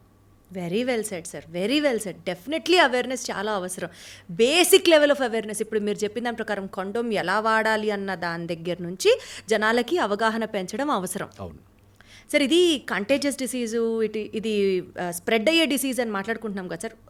నేను అడిగే క్వశ్చన్ చాలా జోవియల్గా మీకు అనిపించవచ్చు, బట్ స్టిల్ చాలామందికి అదొక అపోహ కూడా ఉంది. హెచ్ఐవి వైరస్ గాల్లోంచి కూడా వస్తుందా sir? Is it spread through air? No అండి, అలా సాధ్యం కాదండి. వైరస్ అనేటువంటిది కేవలం blood borne disease or bodily fluids అట్లానే వస్తుంది తప్ప గాల్లోకి వెళ్ళదు. అది గాల్లో అది ఏదైతే ఈ మినిమం ఎఫెక్టివ్ డోస్ ఉంటుంది, ఇన్ఫెక్షస్ డోస్ అంటాం, ID50 అని చెప్తాం, అంత మేరకు మాత్రమే వస్తేనే ఇన్ఫెక్షన్ అవుతుంది. ఎందుకంటే కొన్ని సంవత్సరాల పాటు పర్సంటేజ్కి బాడీ ఎక్స్పోజ్ అంత క్వాంటిటీ క్వాంటమ్ అంత ఉంటే తప్ప రాదు. సో గాలిలో ఉండేటువంటి అవకాశం లేదు. మీకు తెలుసు, అది వైరస్ అనేటువంటిది ఇండివిజువల్గా మనలేదు, అది నిర్జీవానికి మధ్యలో ఉన్నటువంటి ఇది అనమాట. సో అది ఒక హోస్ట్ సెల్ ఉంటేనే, హోస్ట్ సెల్లో మాత్రమే అది దాని యొక్క మెషినరీని ఉపయోగించుకుని it can develop it's enzymes, proteins, jeans అవన్నీ కూడా సింథసైజ్ చేసుకుంటాం. కరెక్ట్. సరే, ఎయిడ్స్ పరంగా ఇప్పుడు జరుగుతున్న latest developments, latest technological improvements ఏముంది సార్? గత 10 yearsగా మీరు చూసింది ఏంటి? ఇప్పుడు మనం where are we placed today in the progression of AIDS treatment పరంగా మాట్లాడుతున్నాను. ఎయిడ్స్ పరంగా వ్యాక్సిన్ అనేటువంటిది దగ్గరలో సాధ్యమవుతుందని నేను అనుకోవడం లేదు, కానీ వ్యాక్సిన్ తరహా పనిచేసేటువంటి పనులు చాలా ఉన్నాయి. ఉదాహరణకి ట్రీట్మెంట్ యాజ్ ప్రివెన్షన్. గతంలో CD4 కౌంట్ 200కి పడిపోయినప్పుడు, లేదా 300 కొంతకాలం తర్వాత 350కి పడిపోయినప్పుడు, కొంతకాలం తర్వాత 500కి పడిపోయినప్పుడు, 500 కంటే తక్కువ ఉన్నప్పుడు, ఇట్లా రకరకాలుగా వచ్చినాయి గైడ్లైన్స్. ప్రస్తుతం ఏంటంటే ఎప్పుడైతే వైరల్ లోడ్ బాగా తగ్గించగలుగుతామో ఒక పేషెంట్లో, ఆ పేషెంట్లో undetectable viral load is equal to untransmissible, U is equal to U అంటున్నాం 2019 నుంచి. So patient test and treat, ఒక పేషెంట్ టెస్ట్ చేసి పాజిటివ్ అని తేలితే వెంటనే ట్రీట్మెంట్ మొదలుపెట్టండి అనేటువంటిది ప్రస్తుత కాన్సెప్ట్. దీని మూలంగా హెచ్ఐవి అనేటువంటిది చాలా వరకు ట్రాన్స్మిషన్, ఎవరైతే డిస్కార్డెంట్ కపుల్స్ ఉంటారు మన థర్డ్ వరల్డ్ కంట్రీస్లో, కెనాట్, ఈ భార్య ఈ ఎకనామికల్లీ ఇండిపెండెంట్ కాదు కాబట్టి, భర్త మీద ఆర్థికంగా ఆధారపడి ఉంటుంది కాబట్టి, ఈ మన యొక్క సమాజ పరిస్థితిని బట్టి భర్త కండోమ్ వాడకుండా భార్య దగ్గరికి వచ్చినప్పటికీ, నెగిటివ్ అయినప్పటికీ కాదని లేని పరిస్థితి. అలాంటి వాళ్ళలో వాళ్ళు ఎప్పుడైతే ఫుల్ ట్రీట్మెంట్ తీసుకుంటూ ఉన్నారో అప్పుడు వీళ్ళకి వచ్చేటువంటి అవకాశం నిరంతరంగా తీసుకుంటూ వైరల్ లోడ్ అనేటువంటిది అన్డిటెక్టబుల్ లెవెల్లో ఉంటే ఇది untransmissible. So U is equal to U, అది 2019 నుంచి. అట్లనే పెప్ అనేటువంటి కొన్ని వచ్చినాయి. సో ప్రెప్ అనేటువంటిది ఇప్పుడు అంటే కొన్ని సొసైటీస్లో, లైక్ కొన్ని ఆఫ్రికన్ సొసైటీస్లో ఇది multiple partners both for women and men. So వాళ్ళు ఎప్పుడు వస్తారో ఎప్పుడు వెళ్తారో తెలియదు, నిత్యం మందులు వాడరు వాళ్ళు. అందుకే ఏం చేస్తారంటే వీళ్ళు ఎక్స్పోజర్ ముందు, సో రేపు వస్తాడు మా భర్త లేకపోతే పార్ట్నరు, ఈరోజు రేపొద్దుట ఒకటి, ఈరోజు ఒకటి, రేపు రాత్రి ఒకటి, ఎల్లుండి ఒకటి, అట్లా 1, 2, 2 అని చెప్పేసి ఇట్లా చెప్తున్నారు. ఎక్స్పోజర్ ముందు రోజు ఒకటి, ఎక్స్పోజర్ రోజు 2, ఎక్స్పోజర్ రోజు తర్వాత ఒకటి. సో ఇలా వేసుకోవడం వల్ల కూడా వీళ్ళకి హెచ్ఐవి ఇన్ఫెక్షన్ వచ్చేటువంటి రావట్లేదు. దీన్ని ప్రెప్ అంటాం, pre exposure prophylaxis. Post exposure prophylaxis కూడా వచ్చింది. సో ఎక్స్పోజ్ అయిన తర్వాత అన్నోన్ స్టేటస్, అవతల వాళ్ళకి ఉందో లేదో తెలియదు, but they had unprotected sex. So వాళ్ళకి ఒక నెల రోజుల పాటు, 30 రోజుల పాటు 2 డ్రగ్ కాంబినేషన్ వాడుతున్నాం. వితిన్ 24 hours ఐడియల్లీ స్టార్ట్ చేసి దాన్ని ముందుకెళ్తే సో అది కూడా హెచ్ఐవి రాకుండా నిలుపుదల చేస్తుంది అంటే ఒకటి. ఇంకా ఇటీవల కాలంలో long acting, ultra long acting injectable lenacapavir అనేటువంటి ఒక ఇంజెక్షన్ వచ్చింది. దీన్ని గిలియడ్ లైఫ్ సైన్సెస్ వాళ్ళు రూపొందించారు. ఇది 26 వారాలకి, అంటే 6 నెలలకి ఒక ఇంజెక్షన్ అంటూ ఇస్తే వాళ్ళకి అవతల భర్త నుంచి లేదా క్లయింట్ నుంచి వీళ్ళ నుంచి ఇన్ఫెక్షన్ వచ్చేటువంటి అవకాశం 0. ఎస్, ఈ ఉగాండాలోను అట్లా వెరీ క్లోజ్ టు వ్యాక్సిన్ అనుకోవాలి. ఎస్, వ్యాక్సిన్ కాదు, వ్యాక్సిన్ అనేది వైరస్ నుంచి లేదా వైరస్ భాగాల నుంచి వైరస్ నిర్వీర్యపరిచేస్తాం. Attenuated virus. Yes, attenuated or దాని పార్ట్స్ కూడా, పార్టికల్స్. ఇది ఫార్మస్యూటికల్ ఇంగ్రీడియంట్, ఇది pharmacological ingredient. So it is acting like vaccine. Correct. Yes, 6 months పాటు ఇది ప్రొటెక్షన్ ఇస్తుంది. ఇది లెనకాపవిర్ ఇంజెక్షన్ అనేటువంటిది సంవత్సరానికి 2 చొప్పున తీసుకుంటే ఎవరైతే కమర్షియల్ సెక్స్ వర్కర్స్ లేకపోతే ఈ అన్నోన్ స్టేటస్ ఉన్నటువంటి పార్ట్నర్ ఉన్నవాళ్ళు లేదా నోన్ స్టేటస్, పాజిటివ్ స్టేటస్ వాళ్ళకి చేయటం వల్ల వీళ్ళకి రాకుండా కాపాడింది అనేటువంటిది ఇటీవల విషయం. సో లెనకాపవిర్ రానున్న కొన్ని దశాబ్దంలోనో లేకపోతే అర్ధ దశాబ్దంలోనో ఇలాంటి ఎవరైతే ట్రాన్స్జెండర్సో, కమర్షియల్ సెక్స్ వర్కర్సో లేకపోతే ఈ డిస్కార్డెంట్ కపుల్లో అన్ఇన్ఫెక్టెడ్ వైఫో లేకపోతే ఎవరైతే ఉన్నారో వాళ్ళు ఇంజెక్షన్ చేసుకుంటే రాకుండా ఉండేటువంటి అవకాశం ఉంది. అటువంటి గేమ్ చేంజర్ అనే చెప్పుకోవచ్చు కదా సార్ ఇంజెక్షన్. డెఫినెట్గా ఇది మొత్తంగా మారుతుంది సార్. ఇప్పుడు ఈ ట్రీట్మెంట్ పరంగానే కానివ్వండి, లేకపోతే ప్రొటెక్షన్ ఈ లెనకాపవిర్ ఇంజెక్షన్ పరంగానే కానివ్వండి, వాట్ ఎవర్ ఇట్ ఈస్, కమర్షియల్గా ఎంత వయబుల్ ఉన్నారు సార్? అంటే only rich society can take them, అదే వెరీ కాస్ట్లీ, లేకపోతే హెచ్ఐవి మెడికేషన్ చాలా ఖర్చుతో కూడిన మెడికేషన్? ఇది మొన్న 2024 జూలైలో వచ్చినటువంటి అధ్యయనాల యొక్క ఫలితాలు ఇవి. అయితే అది ఇప్పటికి ఇంకా పూర్తిగా వైడ్ స్ప్రెడ్ కాలేదు. ఒక అధ్యయనం, పైలట్ ప్రాజెక్ట్ ఇంజెక్షన్స్ రాలేదు మార్కెట్. ఇంజెక్షన్స్ ఉన్నాయి, injection is very much there. కేవలం ప్రివెన్షన్గా కాకుండా ట్రీట్మెంట్లో కూడా భాగంగా నేను వాడుతున్నాం. లెనకాపవిర్ హైలీ డ్రగ్ ఎక్స్పీరియన్స్డ్, అన్ని రకాల మందులు వాడేశారు, వాళ్ళకి ఏం పట్టలేదు. సో రిల్పివిరిన్ అనేటువంటి ఒక మందు ప్లస్ ఈ లెనకాపవిర్ కలిపి ఇంజెక్షన్ రూపంలో వాడుతున్నారు. అది అట్లా ఇంజెక్షన్ ట్రీట్మెంట్ రూపంలోనూ వాడుతున్నాం, ప్రివెన్షన్కి ఈ స్టడీస్, ఈ అధ్యయనాలు చేశారు. సో రానున్న ఒక అర్ధ దశాబ్దంలో ఇవి ఖచ్చితంగా మారుస్తుంది, గేమ్ చేంజర్ అవుతుందని నేను కూడా భావిస్తున్నాను. మన దేశంలో వాటి యొక్క అవైలబిలిటీ ఎంత ఉంది సార్? ఇప్పటికి లేదండి ప్రస్తుతానికి. Very unfortunate. అంటే ఇవి అనేక పేటెంట్ అనేక విషయాలు ఉంటాయి కదా, 1-2 ఏళ్లలో రావచ్చండి. మన దేశంలో కొన్ని సంస్థలు వాళ్ళతో ఒక అగ్రిమెంట్తో చేస్తాయండి, 2 ఏళ్లలో వచ్చేస్తుంది. బట్ నార్మల్గా మాట్లాడితే సార్, హెచ్ఐవికి సంబంధించిన వైద్యం తీసుకోవాలి అంటే ఖర్చుతో కూడిన వ్యవహారమా?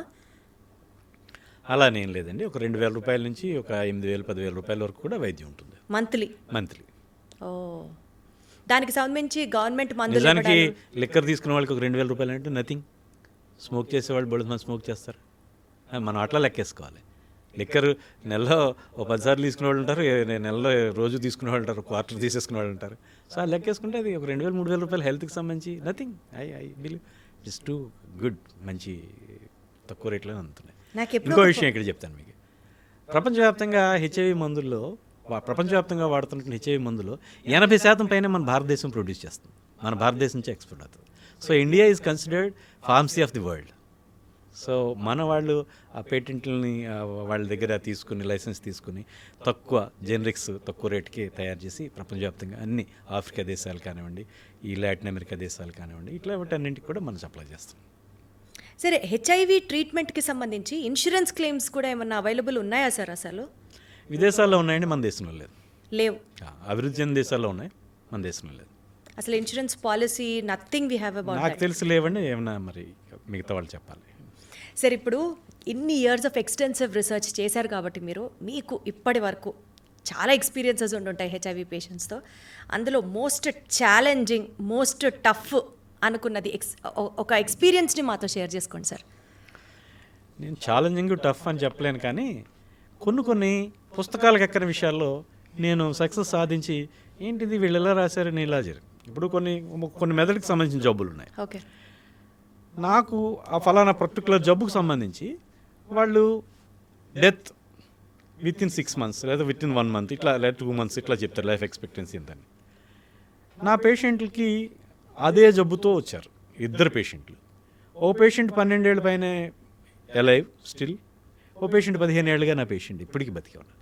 సో పుస్తకాల్లో ఉండేది అంటే వాళ్ళు 2 నెలలు ఉంటారు, నెల ఉంటారు, లేదా 3 నెలలు ఉంటారు, ఇట్లా ఏవో చెప్తారు, రకరకాలుగా చెప్తారు మెయిన్ ఇంత బతుకుతారని చెప్పి.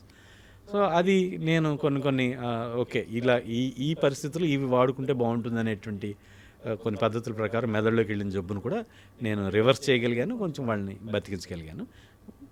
రానున్న కాలంలో ఇలాంటి విషయాలు నేను అంతర్జాతీయంగా నేను జర్నల్స్లో అది ప్రచురిద్దామనే ఆలోచన ఉంది. చూద్దామండి ఎంత మేరకు. All the best sir, more power to you sir. I have to say thank you sir, బాగా సాటిస్ఫాక్షన్, కంటెంట్మెంట్, ఇది కదా నేను అనుకున్నది, ఇది కదా నేను ఇవాళ చేశాను అని మీరు అనుకున్నవి కానీ, లేకపోతే ఆ బతికిన పేషెంట్ లెవెల్ ఆఫ్ కంటెంట్మెంట్ ఉంటుంది చూడండి సార్. డాక్టర్ గారు అని కాళ్ళ మీద పడిపోతారు, బికాజ్ ఏదో అయిపోతుంది అనుకుని ఉంటాడు లైఫ్లో, బట్ వన్స్ మీ దగ్గరికి వచ్చాక మీ ట్రీట్మెంట్ తీసుకున్న తర్వాత మేబీ తిరిగి మళ్ళీ నార్మల్ పొజిషన్, ఒక మంచి హైలో ఉన్నాడని అనుకుందాం. అలాంటి కంటెంట్మెంట్ కేసెస్ ఏమైనా చెప్పండి సార్ మాకు. దాదాపు ప్రతిరోజు నాకు ఎదురయ్యే పరిస్థితి అదేనండి. నేను 24 ఏళ్ల క్రితం చావు బతుకుల్లో వచ్చిన పేషెంట్లని రికవర్ చేసి వాళ్ళు ఇవాళ వాళ్ళ పిల్లలు పెద్దవాళ్ళు అయ్యి పెళ్ళిళ్ళు చేసుకుని వాళ్ళ పిల్లలు తీసుకొచ్చి, సార్ మీరు వచ్చేటప్పటికి వీడి పిల్లాడండి, లేకపోతే వీడి కడుపులో ఉన్నాడండి, మీ దగ్గర వైద్యం తీసుకుని వీడు బాగున్నాడండి, మేము బాగున్నామండి, కష్టపడి పని చేసుకుంటున్నాం అని వాళ్ళ పిల్లల్ని తీసుకొచ్చి ఇట్లా నాకు పరిచయం చేయడం ఇట్లా చేస్తూ ఉంటారు. అంటే కొంచెం అతిశయంగా అనిపించొస్తుంది, కానీ నేను షూ వేసుకోవడం నాకు చాలా ఇష్టం. షూ వేసుకుంటే పేషెంట్లు కాళ్ళ మీద పడితే అదేదో షూ మీద పడినట్టు బాగుండదని నేను అప్పుడు చెప్పులు మార్చుకున్నాను. నేను అద్భుతం సార్, అసలు అద్భుతం. నేను చెప్పులు వాడడానికి ముఖ్యమైన కారణం అది. So much of conversation with you. మీకున్న ఆ కంటెంట్మెంట్ లెవెల్స్ ప్రజలకి ఎయిడ్స్ ట్రీట్మెంట్ అందించడంలో day by day, day to day social health డొమైన్లో మీకు అది ఇంకా స్టిల్ కంటెంట్మెంట్ పీక్ లెవెల్లోకి ఉండాలని, every time it has to be the same level అని ఎక్స్పెక్ట్ చేస్తూ, more power to you sir, more health to you sir. Thank you so much AIDS గురించి ఇంత అవగాహన కల్పించినందుకు గాను. ఎస్, డెఫినెట్లీ ఇవాళ రోజు కూడా ఎయిడ్స్ గురించి అవగాహన అవసరం.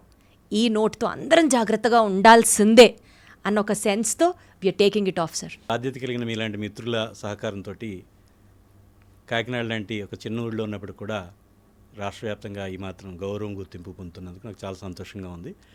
ఈ పాడ్కాస్ట్ మూలంగా ఎయిడ్స్ యొక్క తీవ్రతని, అది మన చుట్టూనే ఉందనే విషయాన్ని ప్రజలు గమనించి జాగ్రత్తతో ఉంటారని భావిస్తున్నాను. Thank you so much. Thank you అండి.